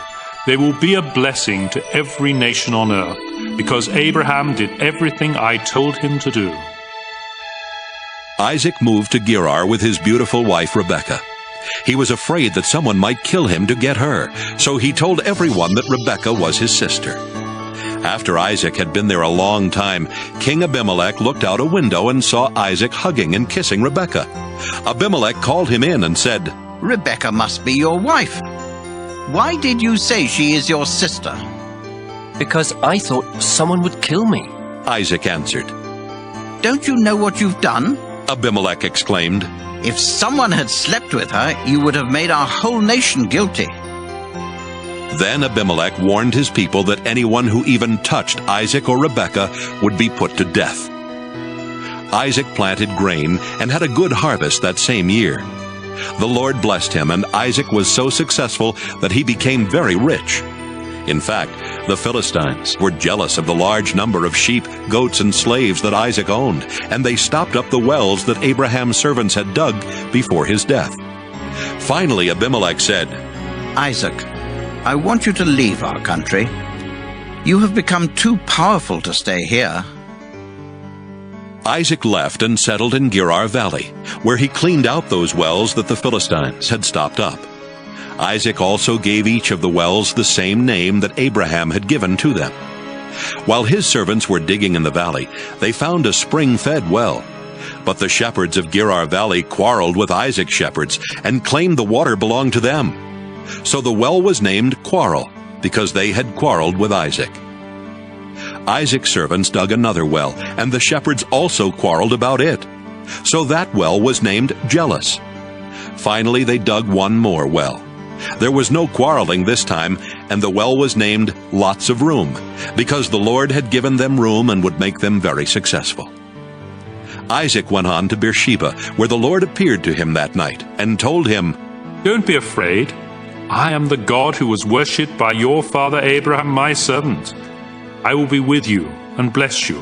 and because of Abraham, I will give you many descendants." Isaac built an altar there and worshipped the Lord. Then he set up camp, and his servant started digging a well. Meanwhile, Abimelech had left Gerar and was taking his adviser Ahuzzath and his army commander Phicol to see Isaac. When they arrived, Isaac asked, "Why are you here? Didn't you send me away because you hated me?" They answered, "We now know for certain that the Lord is with you, and we have decided there needs to be a peace treaty between you and us. So let us make a solemn agreement not to harm each other. Remember, we have never hurt you, and when we sent you away, we let you go in peace. The Lord has truly blessed you." Isaac gave a big feast for them, and everyone ate and drank. Early the next morning, Isaac and the others made a solemn agreement. Then he let them go in peace. Later that same day, Isaac's servants came and said, "We've struck water." So Isaac named the well Shibah, and the town is still called Beersheba. When Esau was 40, he married Judith, the daughter of Beeri the Hittite, and Basemath, the daughter of Elon the Hittite. But these two women brought a lot of grief to his parents, Isaac and Rebekah. Genesis 27.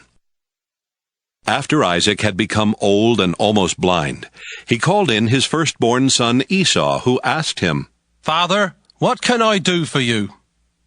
Isaac replied, "I am old and might die at any time. So take your bow and arrows, then go out in the fields and kill a wild animal. Cook some of that tasty food that I love so much, and bring it to me. I want to eat it once more and give you my blessing before I die." Rebekah had been listening, and as soon as Esau left to go hunting, she said to Jacob, "I heard your father tell Esau to kill a wild animal and cook some tasty food for your father before he dies. Your father said this because he wants to bless your brother with the Lord as his witness. Now, my son, listen carefully to what I want you to do. Go and kill 2 of your best young goats and bring them to me. I'll cook the tasty food that your father loves so much. Then you can take it to him, so he can eat it and give you his blessing before he dies." My brother Esau is a hairy man. Jacob reminded her, "And I am not. If my father touches me and realizes I am trying to trick him, he will put a curse on me instead of giving me a blessing." Rebekah insisted, "Let his curse fall on me. Just do what I say and bring me the meat." So Jacob brought the meat to his mother, and she cooked the tasty food that his father liked. Then she took Esau's best clothes and put them on Jacob. She also covered the smooth part of his hands and neck with goatskins, and gave him some bread and the tasty food she had cooked. Jacob went to his father and said, "Father, here I am." "Which one of my sons are you?"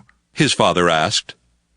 Jacob replied, "I am Esau, your firstborn, and I have done what you told me. Please sit up and eat the meat I have brought. Then you can give me your blessing." Isaac asked, "My son, how did you find an animal so quickly?" The Lord your God was kind to me." Jacob answered.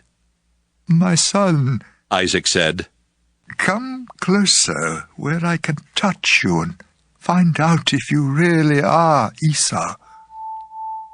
Jacob went closer. His father touched him and said, "You sound like Jacob, but your hands feel hairy like Esau's."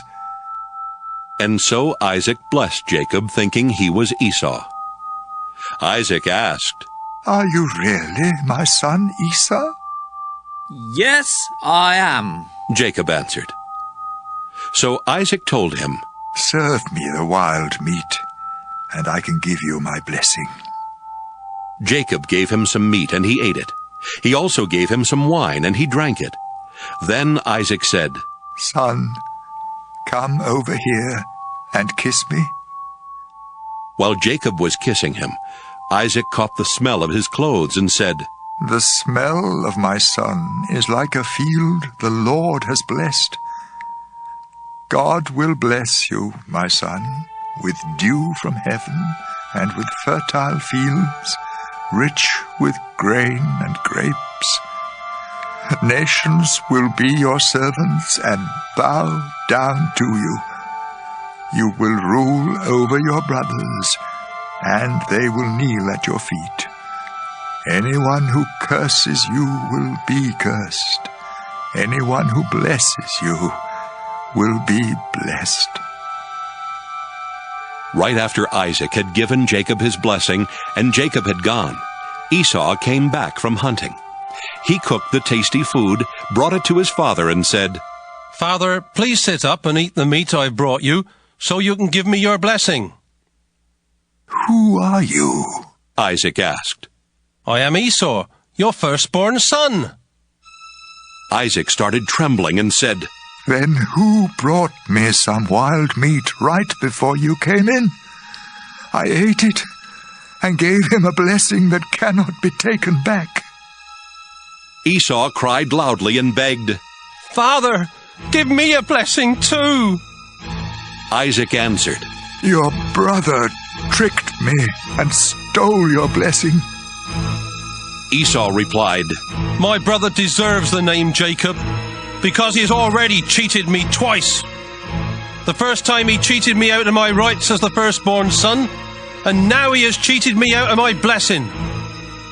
Then Esau asked his father, "Don't you still have any blessing left for me?" "My son," Isaac answered, "I have made Jacob the ruler over you and your brothers, and all of you will be his servants. I have also promised him all the grain and grapes that he needs. There's nothing left that I can do for you." "Father," Esau asked, "don't you have more than one blessing? You can surely give me a blessing too." Then Esau started crying again. So his father said, "Your home will be far from that fertile land, where dew comes down from the heavens. You will live by the power of your sword and be your brother's slave. But when you decide to be free, you will break loose." Esau hated his brother Jacob because he had stolen the blessing that was supposed to be his. So he said to himself, "Just as soon as my father dies, I'll kill Jacob." When Rebekah found out what Esau planned to do, she sent for Jacob and told him, "Son, your brother Esau is just waiting for the time when he can kill you. Now listen carefully and do what I say. Go to the home of my brother Laban in Haran and stay with him for a while. When Esau stops being angry and forgets what you have done to him, I'll send for you to come home. Why should I lose both of my sons on the same day?" Rebekah later told Isaac, "Those Hittite wives of Esau are making my life miserable. If Jacob marries a Hittite woman, I'd be better off dead." Genesis 28. Isaac called in Jacob, then gave him a blessing and said, "Don't marry any of those Canaanite women. Go at once to your mother's father Bethuel in northern Syria, and choose a wife from one of the daughters of Laban, your mother's brother. I pray that God all-powerful will bless you with many descendants and let you become a great nation. May he bless you with the land he gave Abraham, so that you will take over this land where we now live as foreigners." Isaac then sent Jacob to stay with Rebekah's brother Laban, the son of Bethuel the Aramean. Esau found out that his father Isaac had blessed Jacob and had warned him not to marry any of the Canaanite women. He also learned that Jacob had been sent to find a wife in northern Syria and that he had obeyed his father and mother. Esau already had several wives, but he realized at last how much his father hated the Canaanite women. So he married Ishmael's daughter Mahalath, who was the sister of Nebaioth and the granddaughter of Abraham. Jacob left the town of Beersheba and started out for Haran. At sunset he stopped for the night and went to sleep, resting his head on a large rock. In a dream, he saw a ladder that reached from earth to heaven, and God's angels were going up and down on it. The Lord was standing beside the ladder and said, I am the Lord God who was worshipped by Abraham and Isaac. I will give to you and your family the land on which you are now sleeping. Your descendants will spread over the earth in all directions and will become as numerous as the specks of dust. Your family will be a blessing to all people. Wherever you go, I will watch over you. Then later I will bring you back to this land. I won't leave you. I will do all I have promised. Jacob woke up suddenly and thought, The Lord is in this place, and I didn't even know it. Then Jacob became frightened and said, This is a fearsome place. It must be the house of God and the ladder to heaven. When Jacob got up early the next morning, he took the rock that he had used for a pillow and stood it up for a place of worship. Then he poured olive oil on the rock to dedicate it to God, and he named the place Bethel. Before that it had been named Luz. Jacob solemnly promised God, If you go with me and watch over me as I travel, and if you give me food and clothes and bring me safely home again, you will be my God. This rock will be your house, and I will give back to you 1/10 of everything you give me. Genesis 29. As Jacob continued on his way to the east, he looked out in a field and saw a well where shepherds took their sheep for water. 3 flocks of sheep were lying around the well, which was covered with a large rock. Shepherds would roll the rock away when all their sheep had gathered there. Then, after the sheep had been watered, the shepherds would roll the rock back over the mouth of the well. Jacob asked the shepherds, Where are you from? We're from Haran. They answered. Then he asked, Do you know Nahor's grandson, Laban? Yes, we do. They replied. How is he? Jacob asked. He's fine. They answered. And here comes his daughter Rachel with the sheep. Jacob told them, Look, the sun is still high up in the sky, and it's too early to bring in the rest of the flocks. Water your sheep and take them back to the pasture. But they replied, We can't do that until they all get here and the rock has been rolled away from the well. While Jacob was still talking with the men, his cousin Rachel came up with her father's sheep. When Jacob saw her and his uncle's sheep, he rolled the rock away and watered the sheep. He then kissed Rachel and started crying because he was so happy. He told her that he was the son of her aunt Rebekah, and she ran and told her father about him. As soon as Laban heard the news, he ran out to meet Jacob. He hugged and kissed him and brought him to his home, where Jacob told him everything that had happened. Laban said, You are my nephew, and you are like one of my own family. After Jacob had been there for a month, Laban said to him, You shouldn't have to work without pay, just because you are a relative of mine. What do you want me to give you? Laban had 2 daughters. Leah was older than Rachel, but her eyes didn't sparkle, while Rachel was beautiful and had a good figure. Since Jacob was in love with Rachel, he answered, If you will let me marry Rachel, I'll work 7 years for you.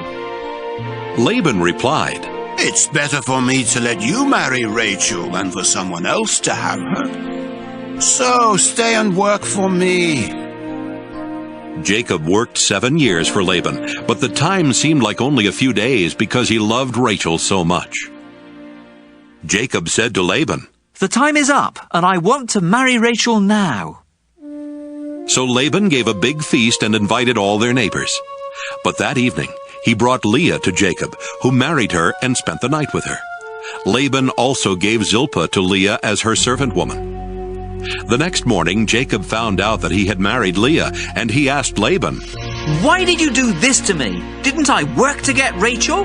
Why did you trick me? Laban replied, In our country, the older daughter must get married first.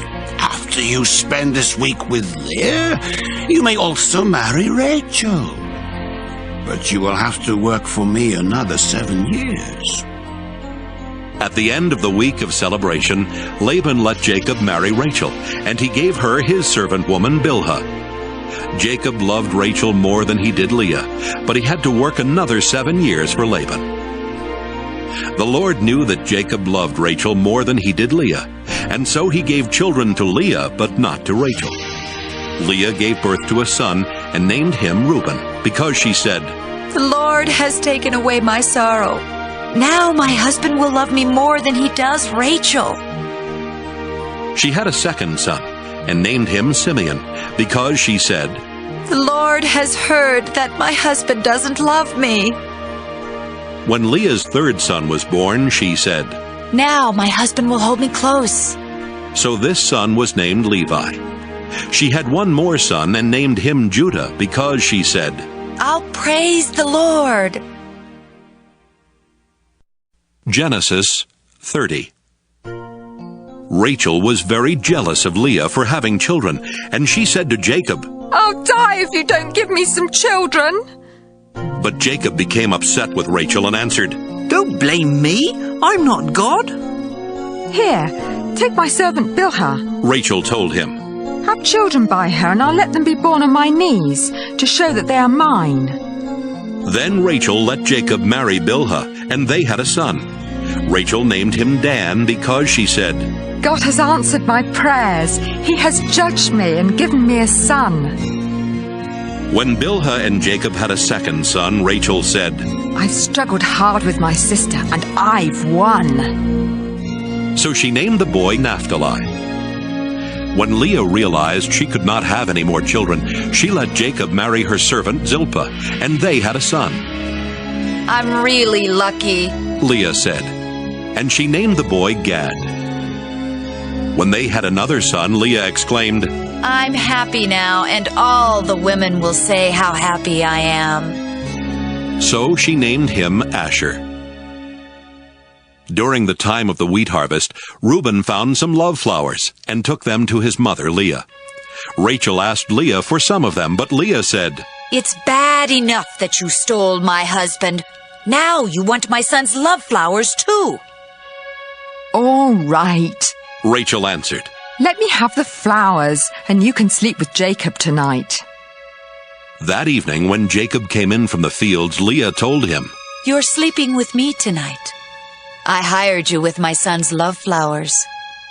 They slept together that night, and God answered Leah's prayers by giving her a fifth son.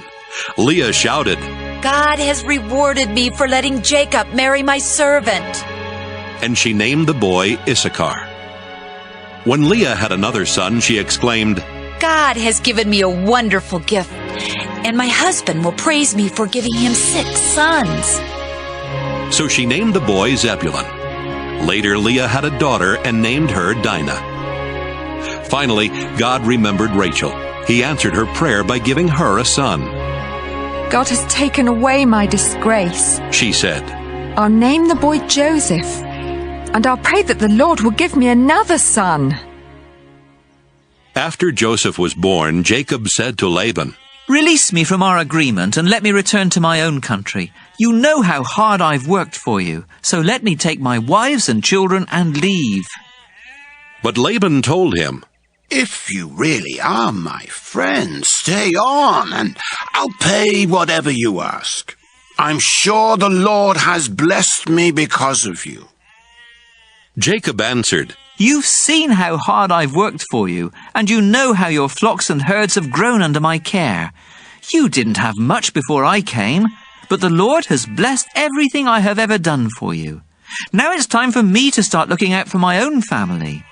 How much do you want me to pay you? Laban asked. Then Jacob told him, I don't want you to pay me anything. Just do one thing, and I'll take care of your sheep and goats. Let me go through your flocks and herds and take the sheep and goats that are either spotted or speckled, and the black lambs. That's all you need to give me.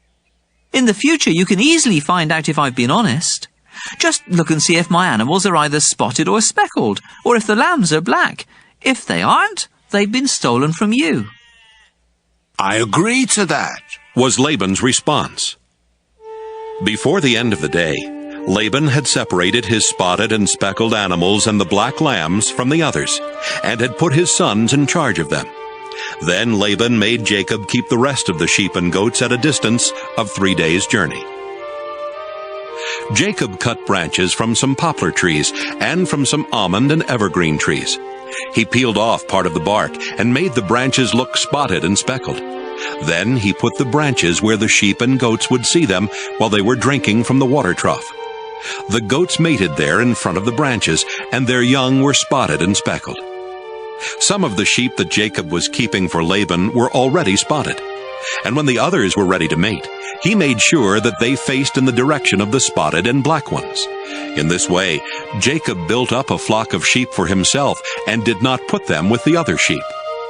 When the stronger sheep were mating near the drinking place, Jacob made sure that the spotted branches were there. But he would not put out the branches when the weaker animals were mating. So Jacob got all of the healthy animals, and Laban got what was left. Jacob soon became rich and successful. He owned many sheep, goats, camels, and donkeys, as well as a lot of slaves. Genesis 31.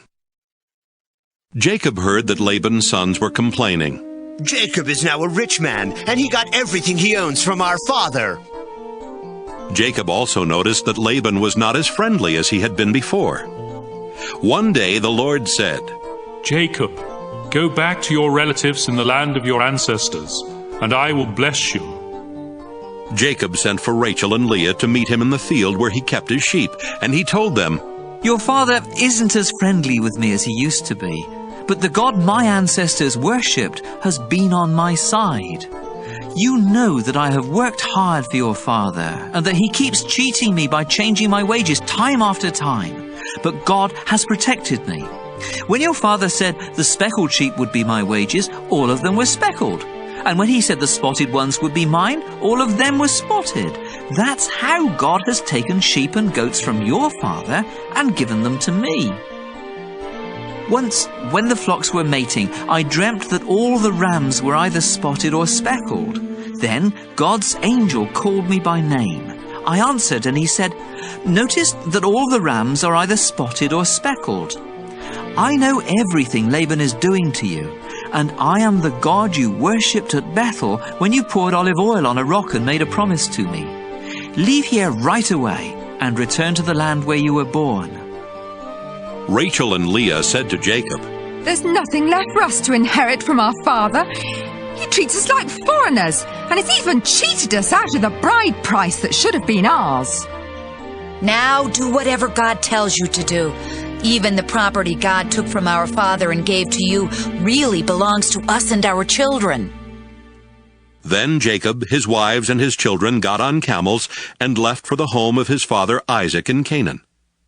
Jacob took all of the flocks, herds, and other property that he had gotten in northern Syria. Before Rachel left, she stole the household idols while Laban was out shearing his sheep. Jacob tricked Laban the Aramean by not saying that he intended to leave. When Jacob crossed the Euphrates River and headed for the hill country of Gilead, he took with him everything he owned. 3 days later, Laban found out that Jacob had gone. So he took some of his relatives along and chased after Jacob for 7 days before catching up with him in the hill country of Gilead. But God appeared to Laban in a dream that night and warned, Don't say a word to Jacob. Don't make a threat or a promise. Jacob had set up camp in the hill country of Gilead when Laban and his relatives came and set up camp in another part of the hill country. Laban went to Jacob and said, Look, what have you done? You've tricked me and run off with my daughters like a kidnapper. Why did you sneak away without telling me? I would have given you a going-away party with singing and with music on tambourines and harps. You didn't even give me a chance to kiss my own grandchildren and daughters goodbye. That was really foolish. I could easily hurt you, but the God your father worshipped has warned me not to make any threats or promises. I can understand why you were eager to return to your father, but why did you have to steal my idols? Jacob answered, I left secretly because I was afraid you would take your daughters from me by force. If you find that any one of us has taken your idols, I'll have that person killed. Let your relatives be witnesses. Show me what belongs to you and you can take it back." Jacob did not realize that Rachel had stolen the household idols. Laban searched the tents of Jacob, Leah, and the 2 servant women, but did not find the idols. Then he started for Rachel's tent. She had already hidden them in the cushion she used as a saddle and was sitting on it. Laban searched everywhere and did not find them. Rachel said, "Father, please don't be angry with me for not getting up. I'm having my period." Laban kept on searching, but still did not find the idols. Jacob became very angry and said to Laban, "What have I done wrong? Have I committed some crime? Is that why you hunted me down? After searching through everything I have, did you find anything of yours? If so, put it here where your relatives and mine can see it. Then we can decide what to do. In all the 20 years that I've worked for you, not one of your sheep or goats has had a miscarriage, and I've never eaten even one of your rams. If a wild animal killed one of your sheep or goats, I paid for it myself. In fact, you demanded the full price, whether the animal was killed during the day or at night. I sweated every day, and I couldn't sleep at night because of the cold. I had to work 14 of these 20 long years to earn your 2 daughters, and another 6 years to buy your sheep and goats. During that time, you kept changing my wages. If the fearsome God worshipped by Abraham and my father Isaac had not been on my side, you would have sent me away without a thing. But God saw my hard work, and he knew the trouble I was in, so he helped me. Then, last night, he told you how wrong you were." Laban said to Jacob, "Leah and Rachel are my daughters, and their children belong to me. All these sheep you are taking are really mine, too. In fact, everything you have belongs to me. But there is nothing I can do to keep my daughters and their children. So I am ready to make an agreement with you, and we will pile up some large rocks here to remind us of the agreement." After Jacob had set up a large rock, he told his men to get some more rocks and pile them up next to it. Then Jacob and Laban ate a meal together beside the rocks. Laban named the pile of rocks Jegar-Sahadutha, but Jacob named it Galeed. Laban said to Jacob, "This pile of rocks will remind us of our agreement." That's why the place was named Galeed. Laban also said, "This pile of rocks means that the Lord will watch us both while we are apart from each other." So the place was also named Mizpah. Then Laban said, "If you mistreat my daughters or marry other women, I may not know about it, but remember, God is watching us. Both this pile of rocks and this large rock have been set up between us as a reminder. I must never go beyond them to attack you, and you must never go beyond them to attack me. My father Nahor, your grandfather Abraham, and their ancestors all worship the same God, and he will make sure that we each keep the agreement." Then Jacob made a promise in the name of the fearsome God his father Isaac had worshipped. Jacob killed an animal and offered it as a sacrifice there on the mountain, and he invited his men to eat with him. After the meal, they spent the night on the mountain. Early the next morning, Laban kissed his daughters and his grandchildren goodbye, then he left to go back home. Genesis 32. As Jacob was on his way back home, some of God's angels came and met him. When Jacob saw them, he said, "This is God's camp." So he named the place Mahanaim. Jacob sent messengers on ahead to Esau, who lived in the land of Seir, also known as Edom. Jacob told them to say to Esau, "Master, I am your servant. I have lived with Laban all this time, and now I own cattle, donkeys, and sheep, as well as many slaves. Master, I am sending these messengers in the hope that you will be kind to me. When the messengers returned, they told Jacob, "We went to your brother Esau, and now he's heading this way with 400 men." Jacob was so frightened that he divided his people, sheep, cattle, and camels into 2 groups. He thought, "If Esau attacks one group, perhaps the other can escape." Then Jacob prayed, "You, Lord, are the God who was worshipped by my grandfather Abraham and by my father Isaac. You told me to return home to my family, and you promised to be with me and make me successful. I don't deserve all the good things you have done for me, your servant. When I first crossed the Jordan, I had only my walking stick, but now I have 2 large groups of people and animals. Please rescue me from my brother.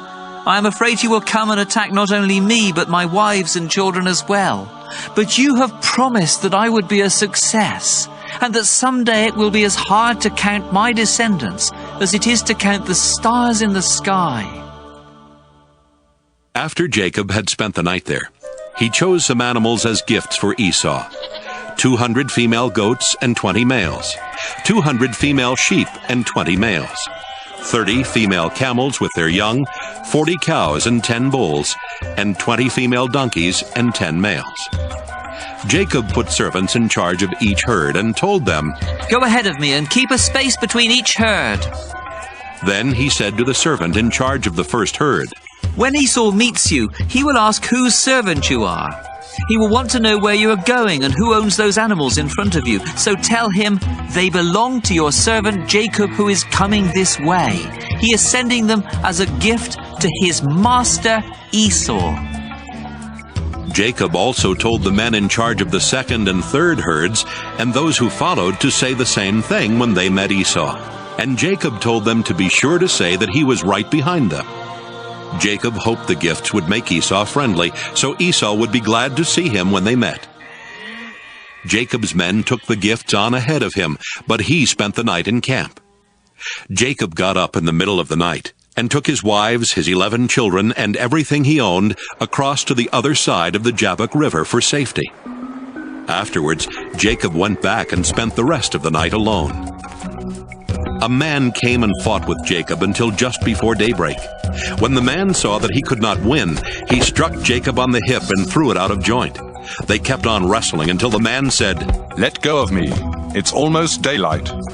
"You can't go until you bless me," Jacob replied. Then the man asked, "What is your name?" "Jacob," he answered. The man said, "Your name will no longer be Jacob. You have wrestled with God and with men, and you have won. That's why your name will be Israel." Jacob said, "Now tell me your name." "Don't you know who I am?" he asked, and he blessed Jacob. Jacob said, "I have seen God face to face, and I am still alive." So he named the place Peniel. The sun was coming up as Jacob was leaving Peniel. He was limping because he had been struck on the hip, and the muscle on his hip joint had been injured. That's why even today the people of Israel don't eat the hip muscle of any animal. Genesis 33. Later that day, Jacob met Esau coming with his 400 men. So Jacob had his children walk with their mothers. The 2 servant women, Zilpah and Bilhah, together with their children went first, followed by Leah and her children, then by Rachel and Joseph. Jacob himself walked in front of them all, bowing to the ground 7 times as he came near his brother. But Esau ran toward Jacob and hugged and kissed him. Then the 2 brothers started crying. When Esau noticed the women and children, he asked, "Whose children are these?" Jacob answered, "These are the ones the Lord has been kind enough to give to me, your servant." Then the 2 servant women and their children came and bowed down to Esau. Next, Leah and her children came and bowed down. Finally, Joseph and Rachel also came and bowed down. Esau asked Jacob, "What did you mean by these herds I met along the road?" "Master," Jacob answered, "I sent them so that you would be friendly to me." "But brother, I already have plenty," Esau replied. "Keep them for yourself." "No," Jacob said. "Please accept these gifts as a sign of your friendship for me. When you welcomed me and I saw your face, it was like seeing the face of God. Please accept these gifts I brought to you. God has been good to me, and I have everything I need." Jacob kept insisting until Esau accepted the gifts. "Let's get ready to travel," Esau said. "I'll go along with you." But Jacob answered, "Master, you know traveling is hard on children, and I have to look after the sheep and goats that are nursing their young. If my animals travel too much in one day, they will all die.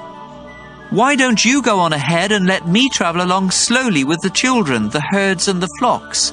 We can meet again in the country of Edom."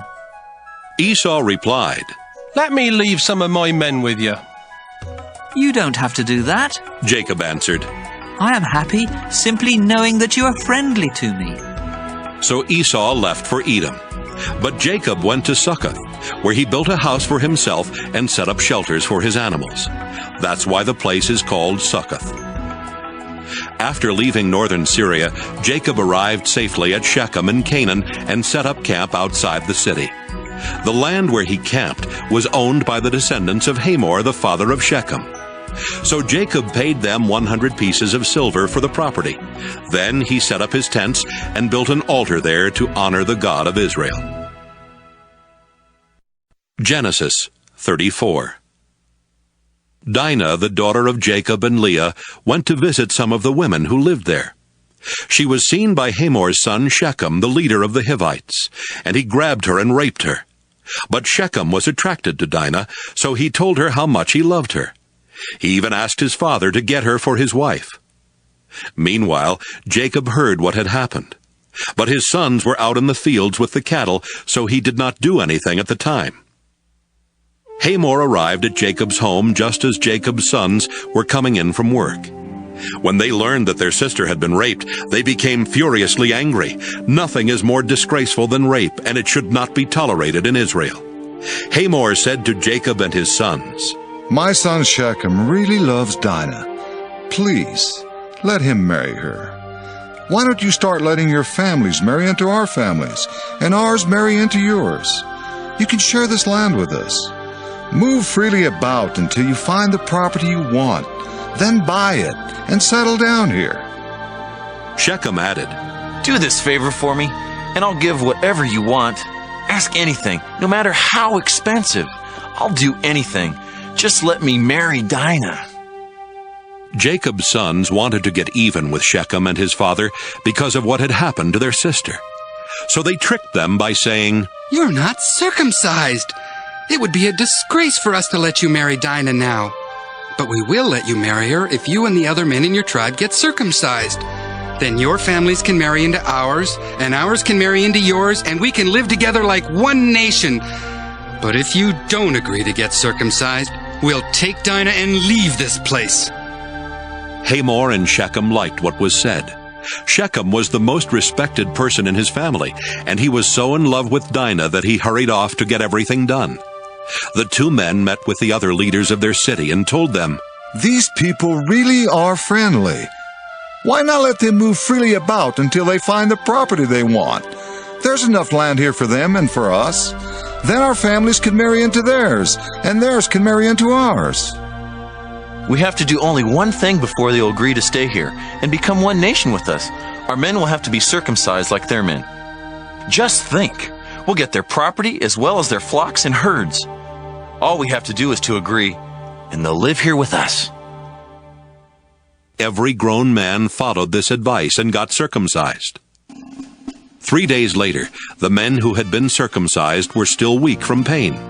So Simeon and Levi, two of Dinah's brothers, attacked with their swords and killed every man in town, including Hamor and Shechem. Then they took Dinah and left. Jacob's other sons came and took everything they wanted. All this was done because of the horrible thing that had happened to their sister. They took sheep, goats, donkeys, and everything else that was in the town or the fields. After taking everything of value from the houses, they dragged away the wives and children of their victims. Jacob said to Simeon and Levi, "Look what you've done. Now I'm in real trouble with the Canaanites and Perizzites who live around here. There aren't many of us, and if they attack, they'll kill everyone in my household." They answered, Was it right to let our own sister be treated that way? Genesis 35. God told Jacob, Return to Bethel, where I appeared to you when you were running from your brother Esau. Make your home there and build an altar for me. Jacob said to his family and to everyone else who was traveling with him, Get rid of your foreign gods. Then make yourselves acceptable to worship God and put on clean clothes. Afterwards we'll go to Bethel. I will build an altar there for God who answered my prayers when I was in trouble and who has always been at my side. So everyone gave Jacob their idols and their earrings, and he buried them under the oak tree near Shechem. While Jacob and his family were traveling through Canaan, God terrified the people in the town so much that no one dared bother them. Finally they reached Bethel, also known as Luz. Jacob built an altar there and called it God of Bethel, because that was the place where God had appeared to him when he was running from Esau. While they were there, Rebekah's personal servant Deborah died. They buried her under an oak tree and called it Weeping Oak. After Jacob came back to the land of Canaan, God appeared to him again. This time he gave Jacob a new name and blessed him by saying, I am God all-powerful, and from now on your name will be Israel instead of Jacob. You will have many children. Your descendants will become nations, and some of the men in your family will even be kings. I will give you the land that I promised Abraham and Isaac, and it will belong to your family forever. After God had gone, Jacob set up a large rock, so that he would remember what had happened there. Then he poured wine and olive oil on the rock to show that it was dedicated to God, and he named the place Bethel. Jacob and his family had left Bethel and were still a long way from Ephrath when the time came for Rachel's baby to be born. She was having a rough time, but the woman who was helping her said, Don't worry, it's a boy. Rachel was at the point of death, and right before dying she said, I'll name him Benoni. But Jacob called him Benjamin. Rachel was buried beside the road to Ephrath, which is also called Bethlehem. Jacob set up a tombstone over her grave, and it is still there. Jacob, also known as Israel, traveled to the south of Eder Tower, where he set up camp.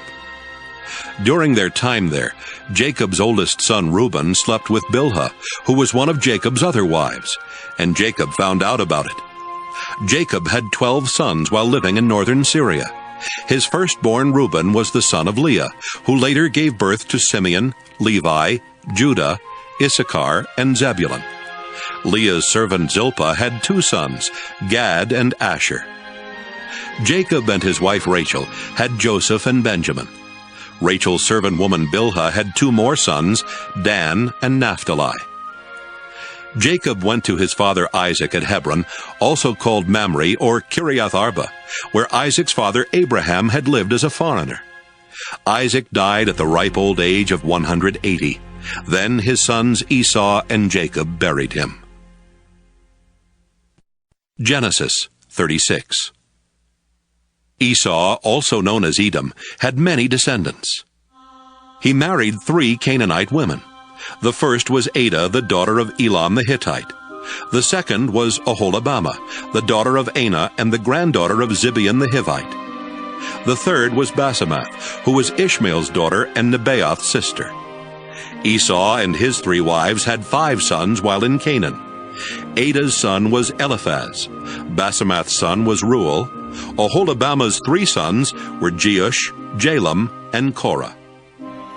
Esau took his children and wives, his relatives and servants, his animals and possessions he had gotten while in Canaan, and moved far from Jacob. He did this because the land was too crowded and could not support him and his brother with their flocks and herds. That's why Esau made his home in the hill country of Seir. Esau lived in the hill country of Seir and was the ancestor of the Edomites. Esau had 3 wives, Adah, Basemath, and Oholibamah. Here is a list of his descendants. Esau and Adah had a son named Eliphaz. whose sons were Teman, Omar, Zepho, Gatam, and Kenaz.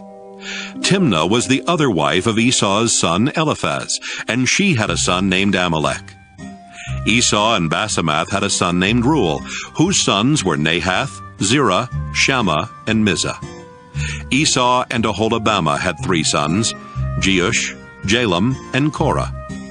Esau and Ada's oldest son was Eliphaz, and the clans that descended from him were Teman, Omar, Zepho, Kenaz, Korah, Gatam, and Amalek.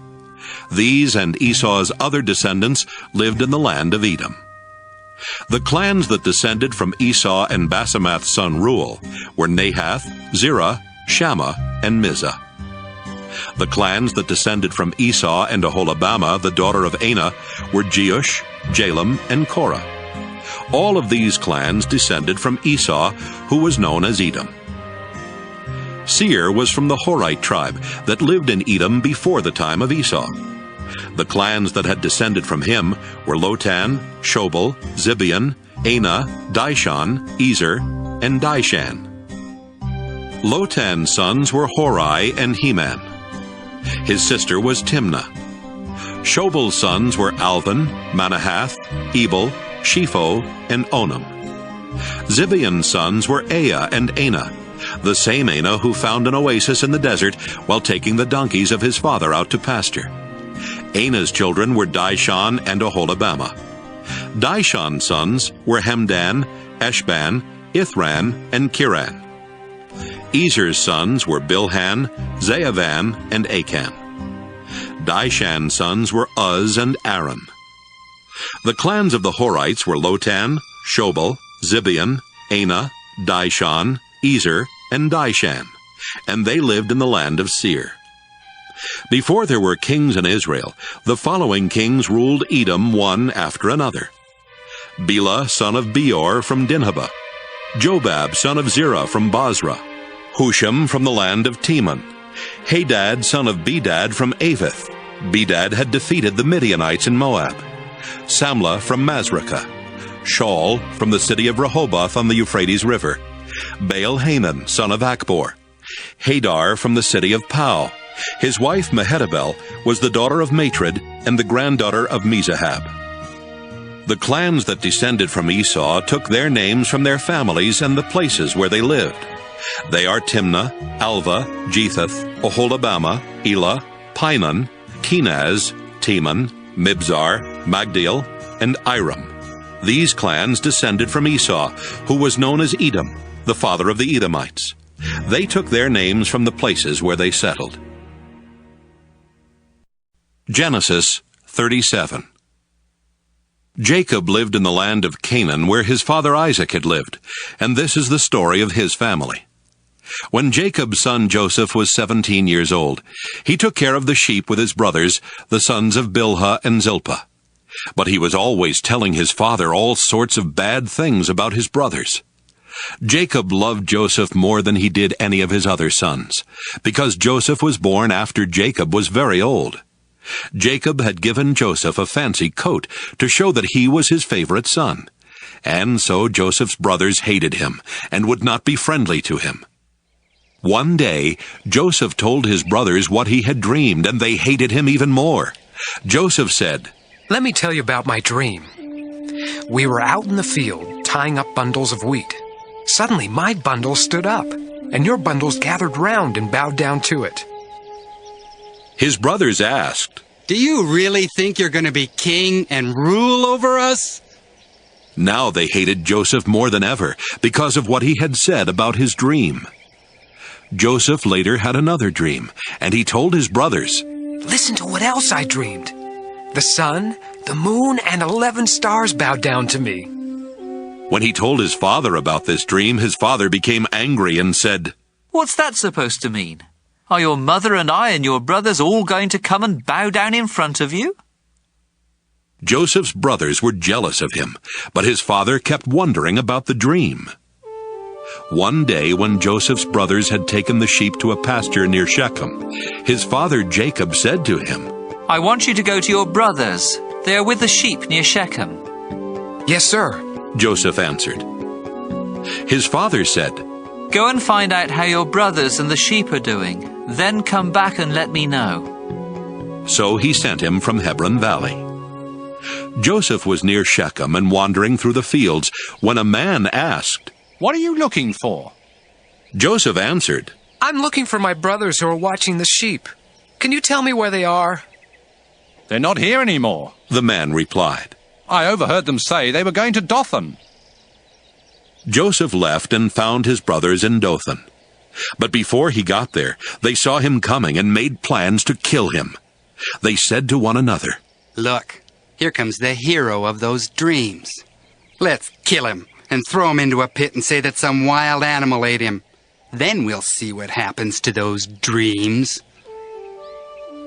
Reuben heard this and tried to protect Joseph from them. Let's not kill him, he said. Don't murder him or even harm him. Just throw him into a dry well out here in the desert. Reuben planned to rescue Joseph later and take him back to his father. When Joseph came to his brothers, they pulled off his fancy coat and threw him into a dry well.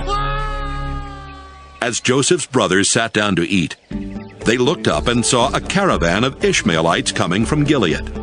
Their camels were loaded with all kinds of spices that they were taking to Egypt. So Judah said, What will we gain if we kill our brother and hide his body? Let's sell him to the Ishmaelites and not harm him. After all, he is our brother. And the others agreed. When the Midianite merchants came by, Joseph's brothers took him out of the well, and for 20 pieces of silver they sold him to the Ishmaelites, who took him to Egypt. When Reuben returned to the well and did not find Joseph there, he tore his clothes in sorrow.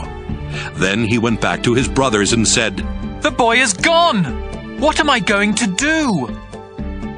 Joseph's brothers killed a goat and dipped Joseph's fancy coat in its blood. After this, they took the coat to their father and said, We found this. Look at it carefully and see if it belongs to your son. Jacob knew it was Joseph's coat and said, It's my son's coat. Joseph has been torn to pieces and eaten by some wild animal.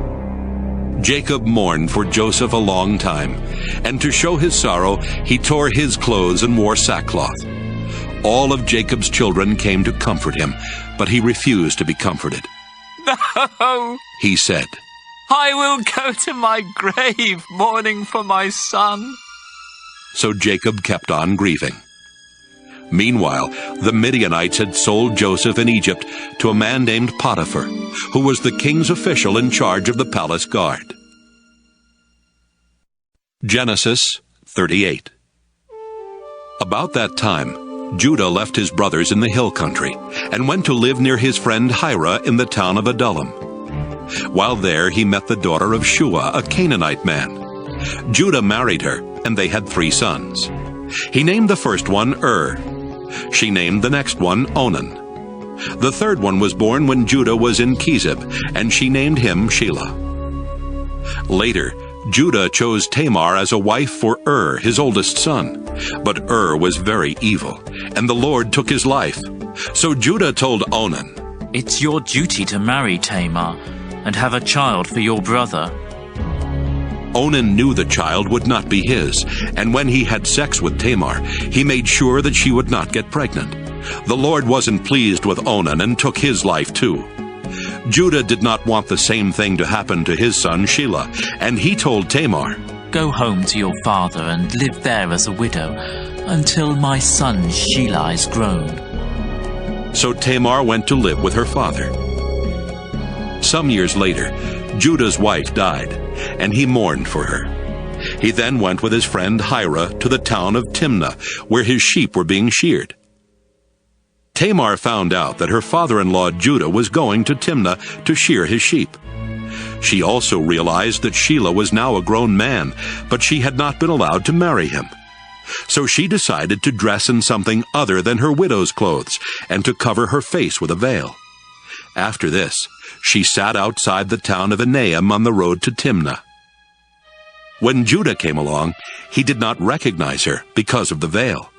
He thought she was a prostitute and asked her to sleep with him. She asked, "What will you give me if I do?"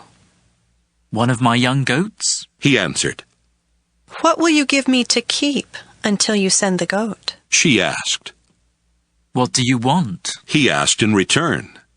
"The ring on that cord around your neck," was her reply. "I also want the special walking stick you have with you." He gave them to her. They slept together, and she became pregnant.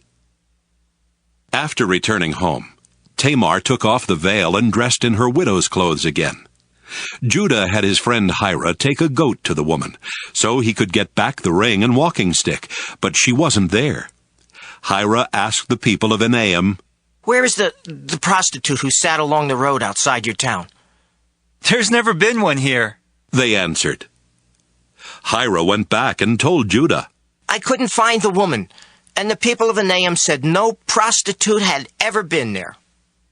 "If you couldn't find her, we'll just let her keep the things I gave her," Judah answered. "And we'd better forget about the goat, or else we'll look like fools." About 3 months later, someone told Judah, "Your daughter-in-law Tamar has behaved like a prostitute, and now she's pregnant." "Drag her out of town and burn her to death," Judah shouted. As Tamar was being dragged off, she sent someone to tell her father-in-law, "The man who gave me this ring, this cord, and this walking stick is the one who got me pregnant." "Those are mine," Judah admitted. "She's a better person than I am, because I broke my promise to let her marry my son Sheila." After this, Judah never slept with her again. Tamar later gave birth to twins, but before either of them was born, one of them stuck a hand out of her womb. The woman who was helping tied a red thread around the baby's hand and explained, "This one came out first." Right away, his hand went back in, and the other child was born first. The woman then said, "What an opening you've made for yourself." So they named the baby Perez. When the brother with the red thread came out, they named him Zerah. Genesis 39.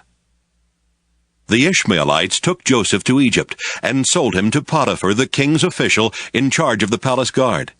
So Joseph lived in the home of Potiphar, his Egyptian owner. Soon Potiphar realized that the Lord was helping Joseph to be successful in whatever he did. Potiphar liked Joseph and made him his personal assistant, putting him in charge of his house and all of his property. Because of Joseph, the Lord began to bless Potiphar's family and fields. Potiphar left everything up to Joseph, and with Joseph there, the only decision he had to make was what he wanted to eat. Joseph was well-built and handsome, and Potiphar's wife soon noticed him. She asked him to make love to her, but he refused and said, "My master isn't worried about anything in his house because he has placed me in charge of everything he owns. No one in my master's house is more important than I am. The only thing he hasn't given me is you, and that's because you are his wife. I won't sin against God by doing such a terrible thing as this." She kept begging Joseph day after day, but he refused to do what she wanted or even to go near her. One day, Joseph went to Potiphar's house to do his work, and none of the other servants were there. Potiphar's wife grabbed hold of his coat and said, "Make love to me." Joseph ran out of the house, leaving her hanging onto his coat. When this happened, she called in her servants and said, "Look, this Hebrew has come just to make fools of us. He tried to rape me, but I screamed for help, and when he heard me scream, he ran out of the house, leaving his coat with me." Potiphar's wife kept Joseph's coat until her husband came home. Then she said, "That Hebrew slave of yours tried to rape me, but when I screamed for help, he left his coat and ran out of the house." Potiphar became very angry and threw Joseph in the same prison where the king's prisoners were kept. While Joseph was in prison, the Lord helped him and was good to him. He even made the jailer like Joseph so much that he put him in charge of the other prisoners and of everything that was done in the jail. The jailer did not worry about anything because the Lord was with Joseph and made him successful in all that he did. Genesis 40.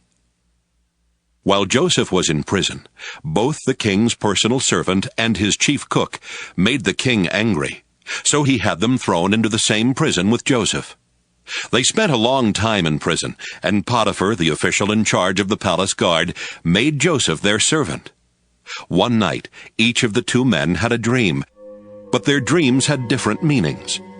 The next morning, when Joseph went to see the men, he could tell they were upset, and he asked, "Why are you so worried today?" "We each had a dream last night," they answered, "and there's no one to tell us what they mean." Joseph replied, "Doesn't God know the meaning of dreams? Now, tell me what you dreamed." The king's personal servant told Joseph, "In my dream, I saw a vine with 3 branches. As soon as it budded, it blossomed, and its grapes became ripe. I held the king's cup and squeezed the grapes into it. Then I gave the cup to the king." Joseph said, "This is the meaning of your dream. The 3 branches stand for 3 days, and in 3 days the king will pardon you. He will make you his personal servant again, and you will serve him his wine just as you used to do. But when these good things happen, please don't forget to tell the king about me so I can get out of this place. I was kidnapped from the land of the Hebrews, and here in Egypt I haven't done anything to deserve being thrown in jail." When the chief cook saw that Joseph had given a good meaning to the dream, he told Joseph, "I also had a dream. In it, I was carrying 3 bread baskets stacked on top of my head. The top basket was full of all kinds of baked things for the king, but birds were eating them." Joseph said, "This is the meaning of your dream. The 3 baskets are 3 days, and in 3 days the king will cut off your head. He will hang your body on a pole, and birds will come and peck at it." 3 days later, while the king was celebrating his birthday with a dinner for his officials, he sent for his personal servant and the chief cook. He put the personal servant back in his old job and had the cook put to death. Everything happened just as Joseph had said it would, but the king's personal servant completely forgot about Joseph. Genesis 41. 2 years later, the king of Egypt dreamed he was standing beside the Nile River. Suddenly, 7 fat, healthy cows came up from the river and started eating grass along the bank. Then 7 ugly, skinny cows came up out of the river and ate the fat, healthy cows. When this happened, the king woke up. The king went back to sleep and had another dream. This time, 7 full heads of grain were growing on a single stalk. Later, 7 other heads of grain appeared, but they were thin and scorched by the east wind. The thin heads of grain swallowed the 7 full heads. Again the king woke up, and it had only been a dream. The next morning the king was upset, so he called in his magicians and wise men and told them what he had dreamed. None of them could tell him what the dreams meant. The king's personal servant said, "Now I remember what I was supposed to do. When you were angry with me and your chief cook, you threw us both in jail in the house of the captain of the guard. One night we both had dreams, and each dream had a different meaning. A young Hebrew, who was a servant of the captain of the guard, was there with us at the time. When we told him our dreams, he explained what each of them meant, and everything happened just as he said it would. I got my job back, and the cook was put to death." The king sent for Joseph, who was quickly brought out of jail. He shaved, changed his clothes, and went to the king. The king said to him, "I had a dream, yet no one can explain what it means. I am told that you can interpret dreams." "Your Majesty," Joseph answered, "I can't do it myself, but God can give a good meaning to your dreams." The king told Joseph, "I dreamed I was standing on the bank of the Nile River. I saw 7 fat, healthy cows come up out of the river. They began feeding on the grass. Next, 7 skinny, bony cows came up out of the river. I have never seen such terrible-looking cows anywhere in Egypt. The skinny cows ate the fat ones, but you couldn't tell it because these skinny cows were just as skinny as they were before. Right away, I woke up. I also dreamed that I saw 7 heads of grain growing on one stalk. The heads were full and ripe. Then 7 other heads of grain came up. They were thin and scorched by a wind from the desert. These heads of grain swallowed the full ones. I told my dreams to the magicians, but none of them could tell me the meaning of the dreams. Joseph replied, Your Majesty, both of your dreams mean the same thing, and in them God has shown what he is going to do. The 7 good cows stand for 7 years, and so do the 7 good heads of grain. The 7 skinny, ugly cows that came up later also stand for 7 years, as do the 7 bad heads of grain that were scorched by the east wind. The dreams mean there will be 7 years when there won't be enough grain. It is just as I said. God has shown what he intends to do. For 7 years, Egypt will have more than enough grain, but that will be followed by 7 years when there won't be enough. The good years of plenty will be forgotten, and everywhere in Egypt people will be starving. The famine will be so bad that no one will remember that once there had been plenty. God has given you 2 dreams to let you know that he has definitely decided to do this, and that he will do it soon. Your Majesty, you should find someone who is wise and will know what to do, so that you can put him in charge of all Egypt. Then appoint some other officials to collect 1/5 of every crop harvested in Egypt during the 7 years when there is plenty. Give them the power to collect the grain during those good years and to store it in your cities. It can be stored until it is needed during the 7 years when there won't be enough grain in Egypt. This will keep the country from being destroyed because of the lack of food. The king and his officials liked this plan. So the king said to them, No one could possibly handle this better than Joseph, since the Spirit of God is with him. The king told Joseph, God is the only one who has shown you these things. No one else is as wise as you are or knows as much as you do. I'm putting you in charge of my palace, and everybody will have to obey you. No one will be over you except me. You are now governor of all Egypt. Then the king took off his royal ring and put it on Joseph's finger. He gave him fine clothes to wear and placed a gold chain around his neck. He also let him ride in the chariot next to his own, and people shouted, Make way for Joseph! So Joseph was governor of Egypt. The king told Joseph, Although I'm king, no one in Egypt is to do anything without your permission. He gave Joseph the Egyptian name Zaphanath-Paneah, and he let him marry Asenath, the daughter of Potipharah, a priest in the city of Heliopolis. Joseph traveled all over Egypt. Joseph was 30 when the king made him governor, and he went everywhere for the king. For 7 years there were big harvests of grain.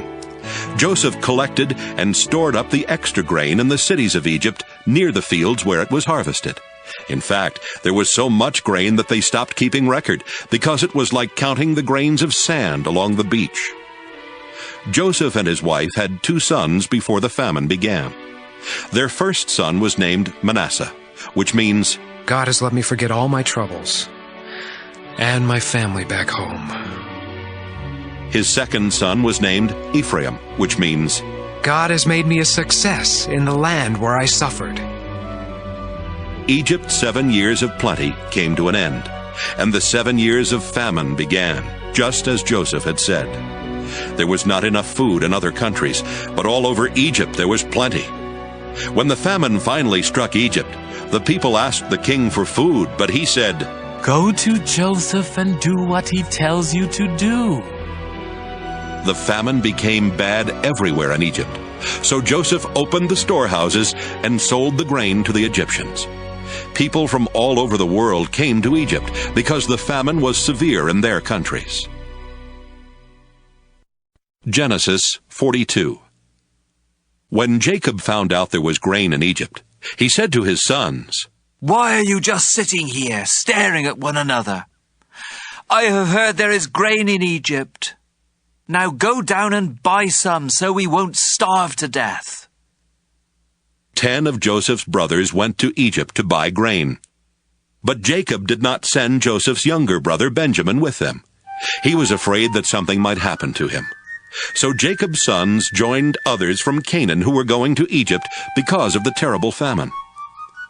Since Joseph was governor of Egypt and in charge of selling grain, his brothers came to him and bowed with their faces to the ground.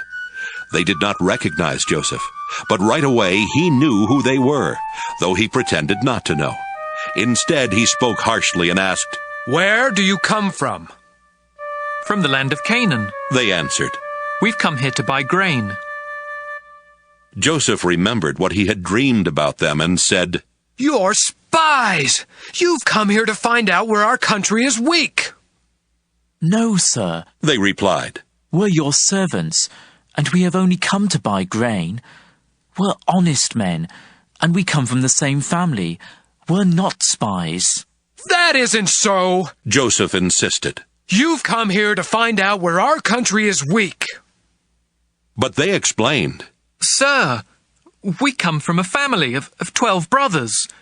The youngest is still with our father in Canaan, and one of our brothers is dead." Joseph replied, "It's just like I said. You're spies, and I'm going to find out who you really are. I swear by the life of the king that you won't leave this place until your youngest brother comes here. Choose one of you to go after your brother while the rest of you stay here in jail. That will show whether you are telling the truth. But if you are lying, I swear by the life of the king that you are spies." Joseph kept them all under guard for 3 days before saying to them, "Since I respect God, I'll give you a chance to save your lives. If you are honest men, one of you must stay here in jail, and the rest of you can take the grain back to your starving families. But you must bring your youngest brother to me. Then I'll know that you are telling the truth, and you won't be put to death." Joseph's brothers agreed and said to one another, "We're being punished because of Joseph. We saw the trouble he was in, but we refused to help him when he begged us. That's why these terrible things are happening." Reuben spoke up. "Didn't I tell you not to harm the boy? But you wouldn't listen. And now we have to pay the price for killing him." They did not know that Joseph could understand them, since he was speaking through an interpreter. Joseph turned away from them and cried, but soon he turned back and spoke to them again. Then he had Simeon tied up and taken away while they watched. Joseph gave orders for his brothers' grain sacks to be filled with grain, and for their money to be put in their sacks. He also gave orders for them to be given food for their journey home. After this was done, they each loaded the grain on their donkeys and left. When they stopped for the night, one of them opened his sack to get some grain for his donkey, and right away he saw his money bag. "Here's my money," he told his brothers. "Right here in my sack." They were trembling with fear as they stared at one another and asked themselves, "What has God done to us?" When they returned to the land of Canaan, they told their father Jacob everything that had happened to them. "The governor of Egypt was rude and treated us like spies. But we told him we're honest men, not spies.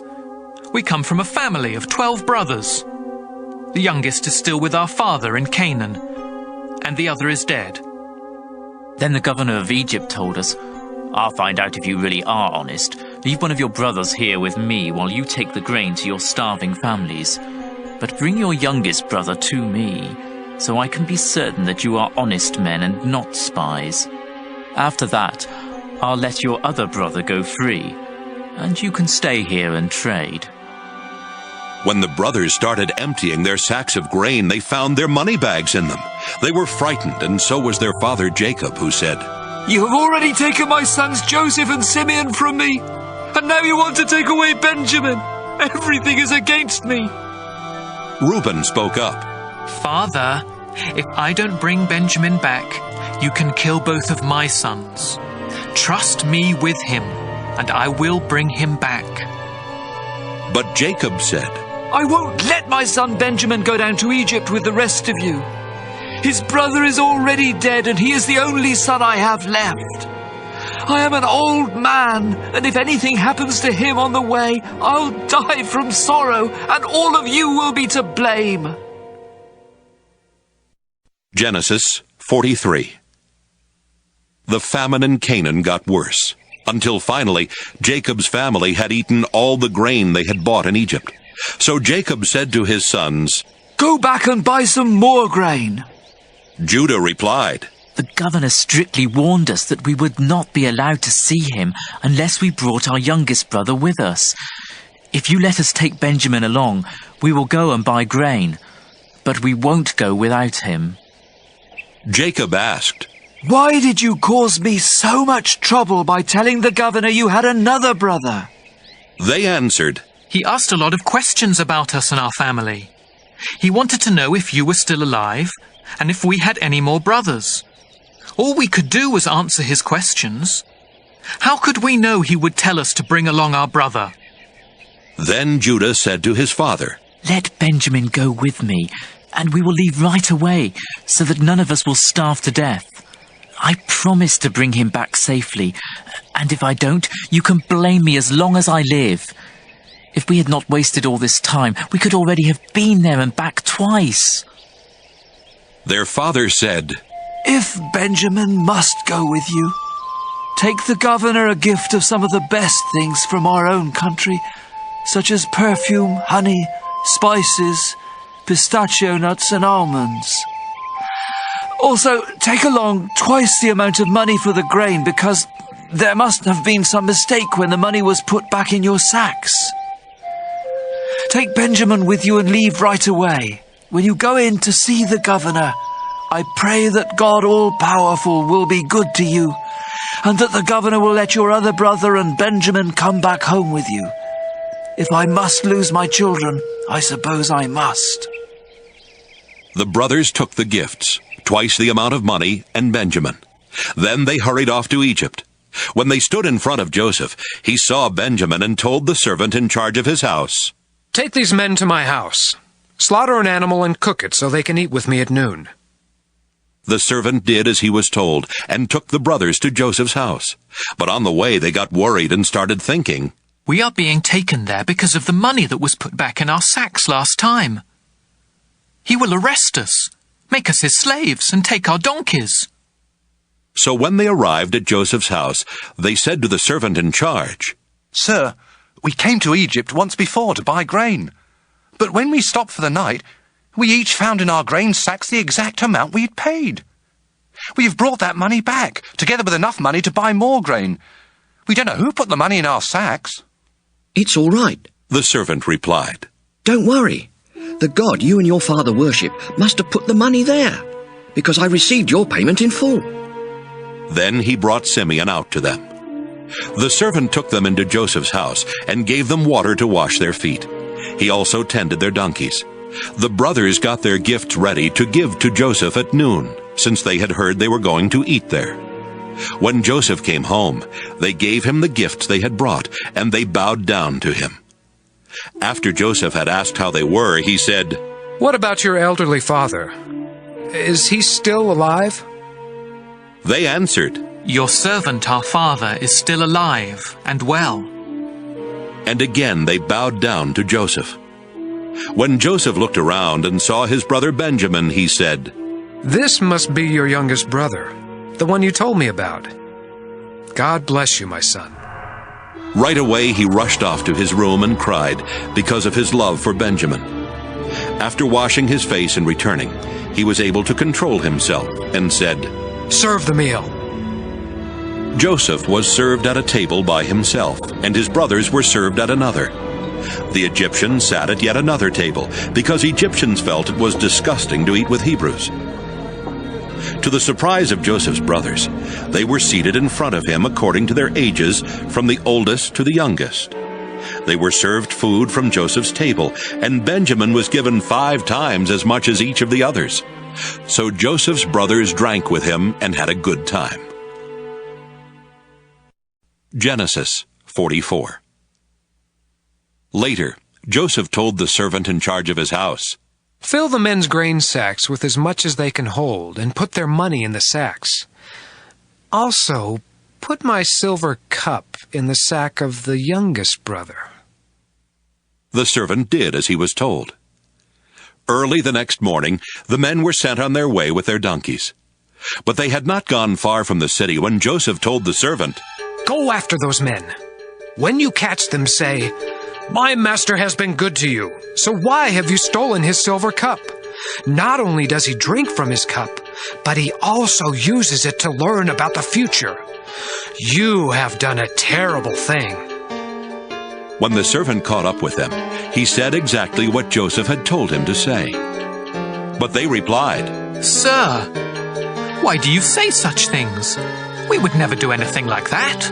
We even returned the money we found in our grain sacks when we got back to Canaan. So why would we want to steal any silver or gold from your master's house? If you find that one of us has the cup, then kill him, and the rest of us will become your slaves. Good, the man replied. I'll do what you have said, but only the one who has the cup will become my slave. The rest of you can go free. Each of the brothers quickly put his sack on the ground and opened it. Joseph's servant started searching the sacks, beginning with the one that belonged to the oldest brother. When he came to Benjamin's sack, he found the cup. This upset the brothers so much that they began tearing their clothes in sorrow. Then they loaded their donkeys and returned to the city. When Judah and his brothers got there, Joseph was still at home. So they bowed down to Joseph, who asked them, What have you done? Didn't you know I could find out? Sir, what can we say? Judah replied, How can we prove we are innocent? God has shown that we are guilty, and now all of us are your slaves, especially the one who had the cup. Joseph told them, I would never punish all of you. Only the one who was caught with the cup will become my slave. The rest of you are free to go home to your father. Judah went over to Joseph and said, Sir, you have as much power as the king himself, and I am only your slave.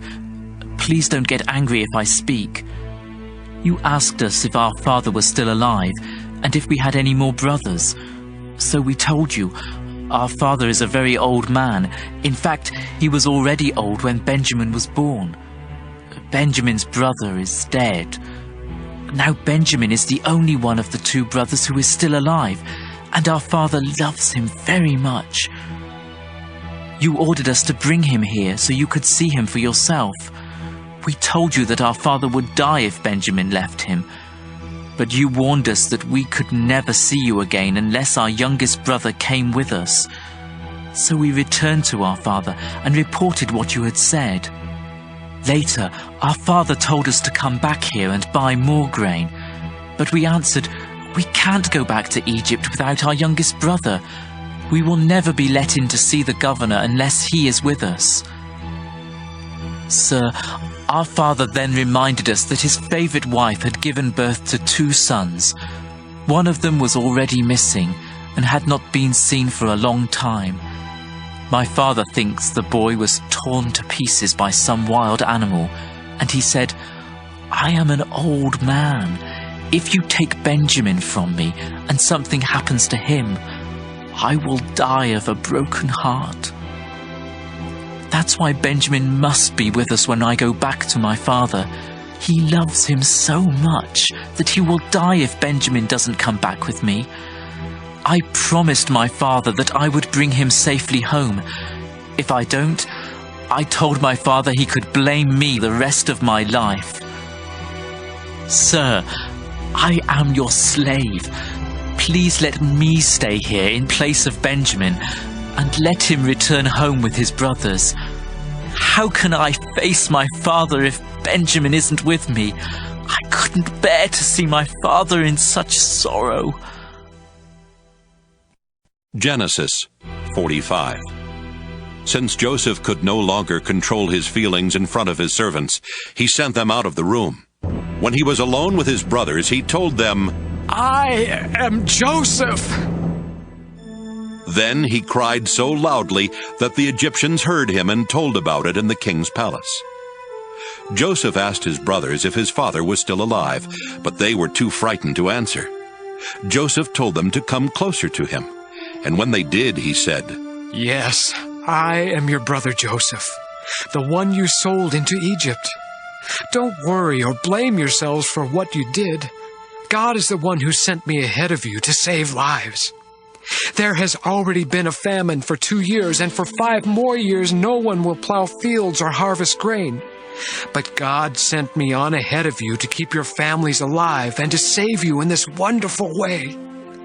After all, you weren't really the ones who sent me here. It was God. He made me the highest official in the king's court and placed me over all Egypt. Now hurry back and tell my father that his son Joseph says, 'God has made me ruler of Egypt. Come here as quickly as you can. You will live near me in the region of Goshen with your children and grandchildren, as well as with your sheep, goats, cattle, and everything else you own. I will take care of you there during the next 5 years of famine. But if you don't come, you and your family and your animals will starve to death. All of you, including my brother Benjamin, can tell by what I have said that I really am Joseph. Tell my father about my great power here in Egypt and about everything you have seen. Hurry and bring him here." Joseph and Benjamin hugged each other and started crying. Joseph was still crying as he kissed each of his other brothers. After this, they started talking with Joseph. When it was told in the palace that Joseph's brothers had come, the king and his officials were happy. So the king said to Joseph, "Tell your brothers to load their donkeys and return to Canaan. Have them bring their father and their families here. I will give them the best land in Egypt, and they can eat and enjoy everything that grows on it. Also tell your brothers to take some wagons from Egypt for their wives and children to ride in, and be sure to have them bring their father. They can leave their possessions behind, because they will be given the best of everything in Egypt." Jacob's sons agreed to do what the king had said, and Joseph gave them wagons and food for their trip home, just as the king had ordered. Joseph gave some new clothes to each of his brothers, but to Benjamin he gave 5 new outfits and 300 pieces of silver. To his father he sent 10 donkeys loaded with the best things in Egypt, and 10 other donkeys loaded with grain and bread and other food for the return trip. Then he sent his brothers off and told them, "Don't argue on the way home." Joseph's brothers left Egypt, and when they arrived in Canaan, they told their father that Joseph was still alive and was the ruler of Egypt. But their father was so surprised that he could not believe them. Then they told him everything Joseph had said. When he saw the wagons Joseph had sent, he felt much better and said, "Now I can believe you. My son Joseph must really be alive, and I will get to see him before I die." Genesis 46.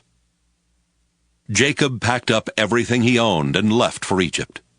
On the way, he stopped near the town of Beersheba and offered sacrifices to the God his father Isaac had worshipped. That night, God spoke to him and said, "Jacob, Jacob." "Here I am." Jacob answered. God said, "I am God, the same God your father worshipped. Don't be afraid to go to Egypt. I will give you so many descendants that one day they will become a nation. I will go with you to Egypt, and later I will bring your descendants back here. Your son Joseph will be at your side when you die." Jacob and his family set out from Beersheba and headed for Egypt. His sons put him in the wagon that the king had sent for him, and they put their small children and their wives in the other wagons. Jacob's whole family went to Egypt, including his sons, his grandsons, his daughters, and his granddaughters. They took along their animals and everything else they owned. When Jacob went to Egypt, his children who were born in northern Syria also went along with their families. Jacob and his wife Leah had a total of 33 children, grandchildren, and great-grandchildren, but 2 of their grandchildren had died in Canaan. Their oldest son Reuben took his sons Hanok, Palu, Hezron, and Carmi. Their son Simeon took his sons Jemuel, Jamin, Ohad, Jachin, Zohar, and Shaul, whose mother was a Canaanite. Their son Levi took his sons Gershon, Kohath, and Merari. Their son Judah took his sons Shelah, Perez, and Zerah. Judah's sons and Onan had died in Canaan.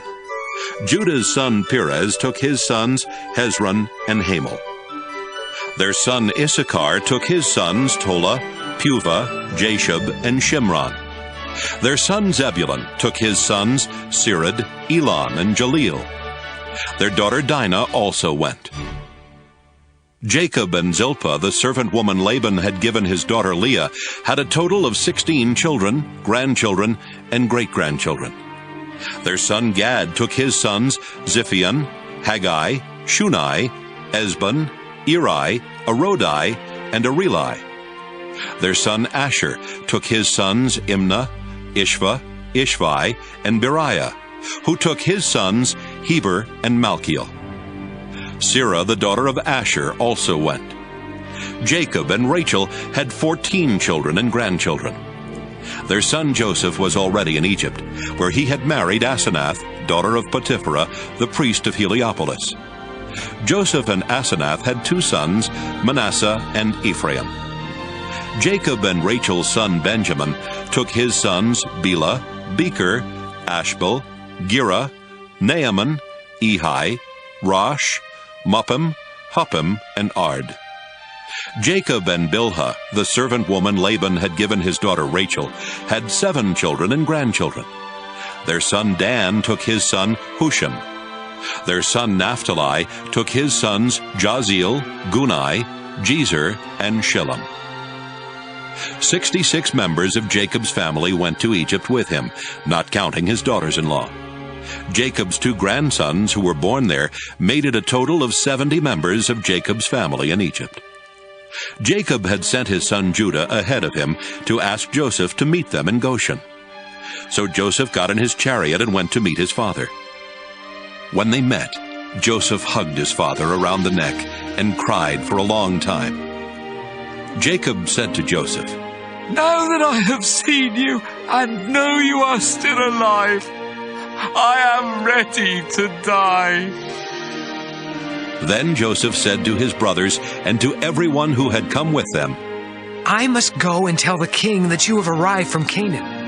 I will tell him that you are shepherds and that you have brought your sheep, goats, cattle, and everything else you own. The king will call you in and ask you what you do for a living. When he does, be sure to say, 'We are shepherds. Our families have always raised sheep.' If you tell him this, he will let you settle in the region of Goshen." Joseph wanted them to say this to the king because the Egyptians did not like to be around anyone who raised sheep. Genesis 47. Joseph took his 5 brothers to the king and told him, "My father and my brothers have come from Canaan. They have brought their sheep, goats, cattle, and everything else they own to the region of Goshen." Then he introduced his brothers to the king, who asked them, "What do you do for a living?" "Sir, we are shepherds," was their answer. "Our families have always raised sheep.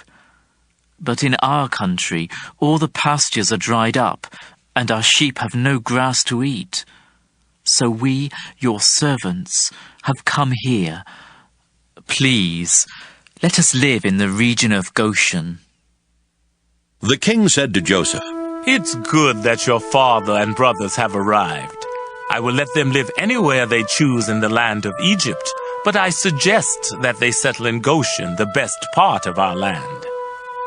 I would also like for your finest shepherds to watch after my own sheep and goats." Then Joseph brought his father Jacob and introduced him to the king. Jacob gave the king his blessing, and the king asked him, "How old are you?" Jacob answered, "I have lived only 130 years, and I have had to move from place to place. My parents and my grandparents also had to move from place to place. But they lived much longer, and their life was not as hard as mine." Then Jacob gave the king his blessing once again and left. Joseph obeyed the king's orders and gave his father and brothers some of the best land in Egypt near the city of Ramesses. Joseph also provided food for their families. The famine was bad everywhere in Egypt and Canaan, and the people were suffering terribly. So Joseph sold them the grain that had been stored up, and he put the money in the king's treasury. But when everyone had run out of money, the Egyptians came to Joseph and demanded, "Give us more grain! If you don't, we'll soon be dead, because our money's all gone!" "If you don't have any money," Joseph answered, "give me your animals, and I'll let you have some grain." From then on, they brought him their horses and donkeys and their sheep and goats in exchange for grain. Within a year, Joseph had collected every animal in Egypt. Then the people came to him and said, "Sir, there's no way we can hide the truth from you. We are broke, and we don't have any more animals. We have nothing left except ourselves and our land." "Don't let us starve and our land be ruined. If you'll give us grain to eat and seed to plant, we'll sell ourselves and our land to the king. We'll become his slaves." The famine became so severe that Joseph finally bought every piece of land in Egypt for the king and made everyone the king's slaves except the priests. The king gave the priests a regular food allowance, so they did not have to sell their land. Then Joseph said to the people, "You and your land now belong to the king. I am giving you seed to plant, but 1/5 of your crops must go to the king. You can keep the rest as seed or as food for your families." "Sir, you have saved our lives," they answered. "We are glad to be slaves of the king." Then Joseph made a law that 1/5 of the harvest would always belong to the king. Only the priests did not lose their land. The people of Israel made their home in the land of Goshen, where they became prosperous and had large families. Jacob himself lived there for 17 years before dying at the age of 147. When Jacob knew he did not have long to live, he called in Joseph and said, "If you really love me, you must make a solemn promise not to bury me in Egypt. Instead, bury me in the place where my ancestors are buried." "I will do what you have asked," Joseph answered. "Will you give me your word?" Jacob asked. "Yes, I will," Joseph promised. After this, Jacob bowed down and prayed at the head of his bed. Genesis 48. Joseph was told that his father Jacob had become very sick. So Joseph went to see him and took along his 2 sons Manasseh and Ephraim. When Joseph arrived, someone told Jacob, "Your son Joseph has come to see you." Jacob sat up in bed, but it took almost all his strength. Jacob told Joseph, "God all-powerful appeared to me at Luz in the land of Canaan, where he gave me his blessing and promised, 'I will give you a large family with many descendants that will grow into a nation. And I am giving you this land that will belong to you and your family forever.'" Then Jacob went on to say, "Joseph, your 2 sons Ephraim and Manasseh were born in Egypt, but I accept them as my own, just as Reuben and Simeon are mine. Any children you have later will be considered yours, but their inheritance will come from Ephraim and Manasseh. Unfortunately, your mother Rachel died in Canaan after we had left northern Syria and before we reached Bethlehem, and I had to bury her along the way." Jacob was very old and almost blind. He did not recognize the 2 boys, and so he asked Joseph, "Who are these boys?" Joseph answered, "They are my sons. God has given them to me here in Egypt." "Bring them to me," Jacob said. "I want to give them my blessing." Joseph brought the boys to him, and he hugged and kissed them. Jacob turned to Joseph and told him, For many years I thought you were dead, and that I would never see you again. But now God has even let me live to see your children. Then Joseph made his sons move away from Jacob's knees, and Joseph bowed down in front of him with his face to the ground. After Joseph got up, he brought his 2 sons over to Jacob again. He led his younger son Ephraim to the left side of Jacob, and his older son Manasseh to the right. But before Jacob gave them his blessing, he crossed his arms, putting his right hand on the head of Ephraim, and his left hand on the head of Manasseh. Then he gave Joseph his blessing and said, My grandfather Abraham and my father Isaac worshipped the Lord God. He has been with me all my life, and his angel has kept me safe. Now I pray that he will bless these boys, and that my name and the names of Abraham and Isaac will live on because of them. I ask God to give them many children and many descendants as well.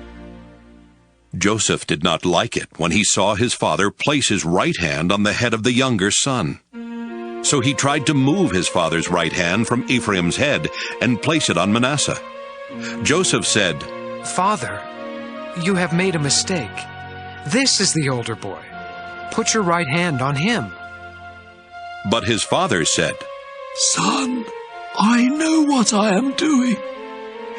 It's true that Manasseh's family will someday become a great nation, but Ephraim will be even greater than Manasseh, because his descendants will become many great nations.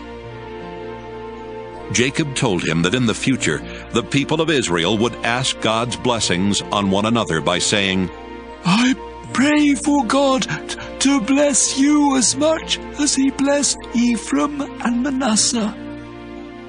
Jacob put Ephraim's name first to show that he would be greater than Manasseh.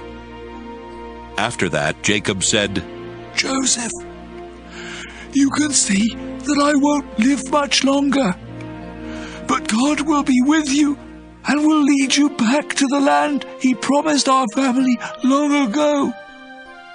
Meanwhile, I'm giving you the hillside I captured from the Amorites. Genesis 49. Jacob called his sons together and said, My sons, I am Jacob, your father Israel.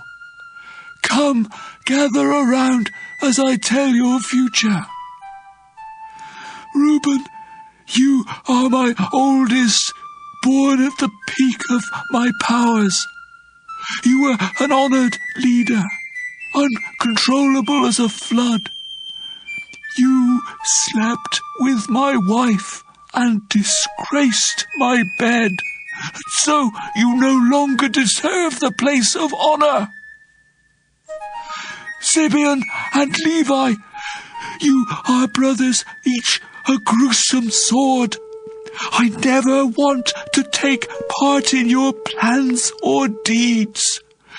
You slaughtered people in your anger, and you crippled cattle for no reason. Now I place a curse on you because of your fierce anger. Your descendants will be scattered among the tribes of Israel. Judah, you will be praised by your brothers. They will bow down to you as you defeat your enemies. My son, you are a lion ready to eat your victim. You are terribly fierce. No one will bother you. You will have power and rule until nations obey you and come bringing gifts. You will tie your donkey to a choice grapevine and wash your clothes in wine from those grapes. Your eyes are darker than wine, your teeth whiter than milk. Zebulun, you will settle along the seashore and provide safe harbors as far north as Sidon. Issachar, you are a strong donkey resting in the meadows. You found them so pleasant that you worked too hard and became a slave.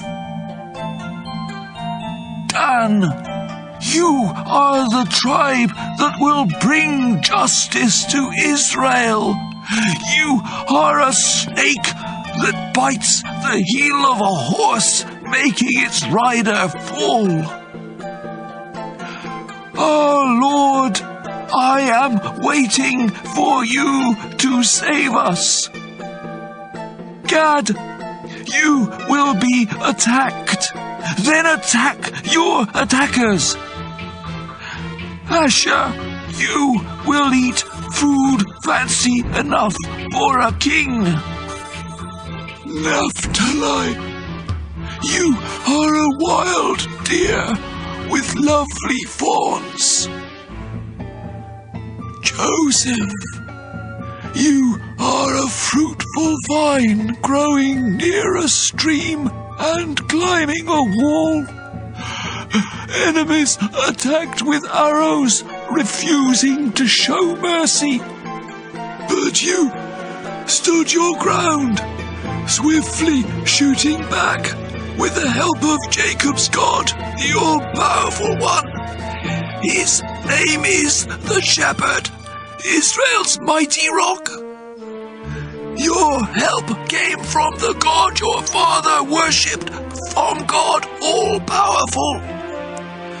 God will bless you with rain and streams from the earth. He will bless you with many descendants. My son, the blessings I give are better than the promise of ancient mountains or eternal hills. Joseph, I pray these blessings will come to you because you are the leader of your brothers.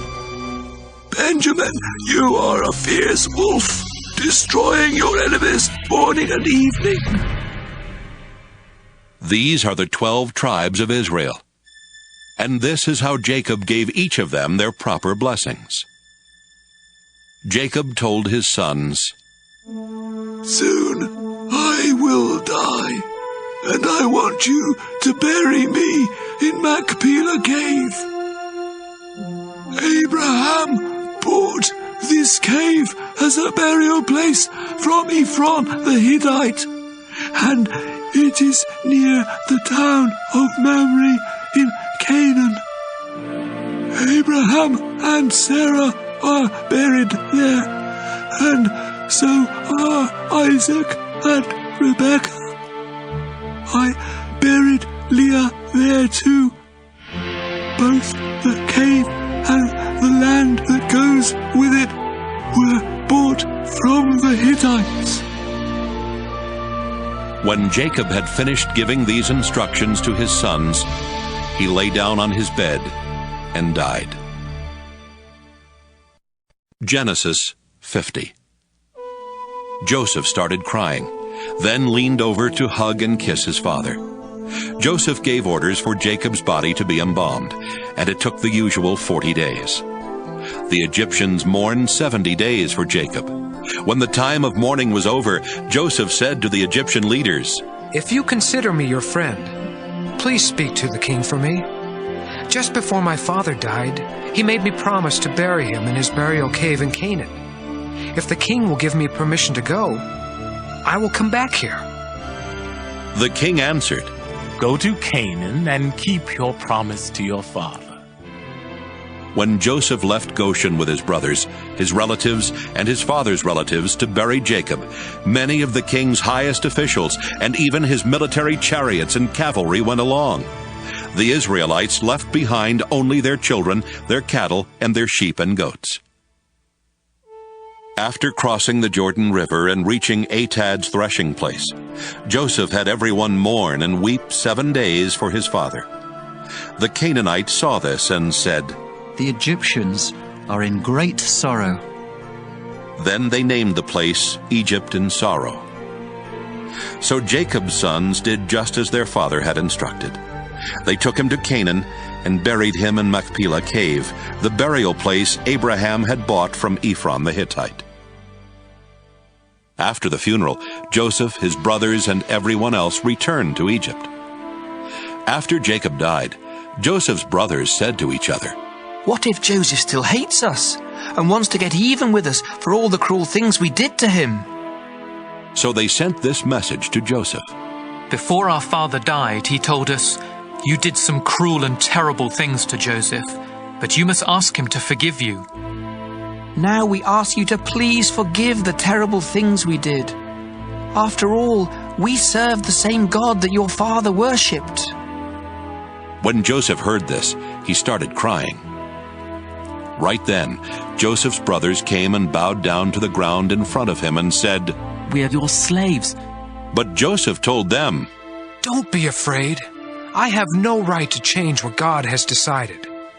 You tried to harm me, but God made it turn out for the best, so that he could save all these people as he is now doing.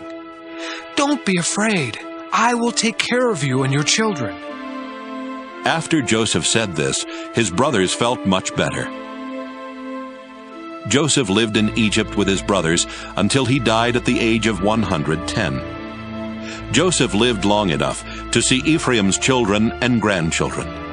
He also lived to see the children of Manasseh's son Machir, and he welcomed them into his family. Before Joseph died, he told his brothers, "I won't live much longer, but God will take care of you and lead you out of Egypt to the land he promised Abraham, Isaac, and Jacob. Now, promise me that you will take my body with you when God leads you to that land." So Joseph died in Egypt at the age of 110. His body was embalmed and put in a coffin.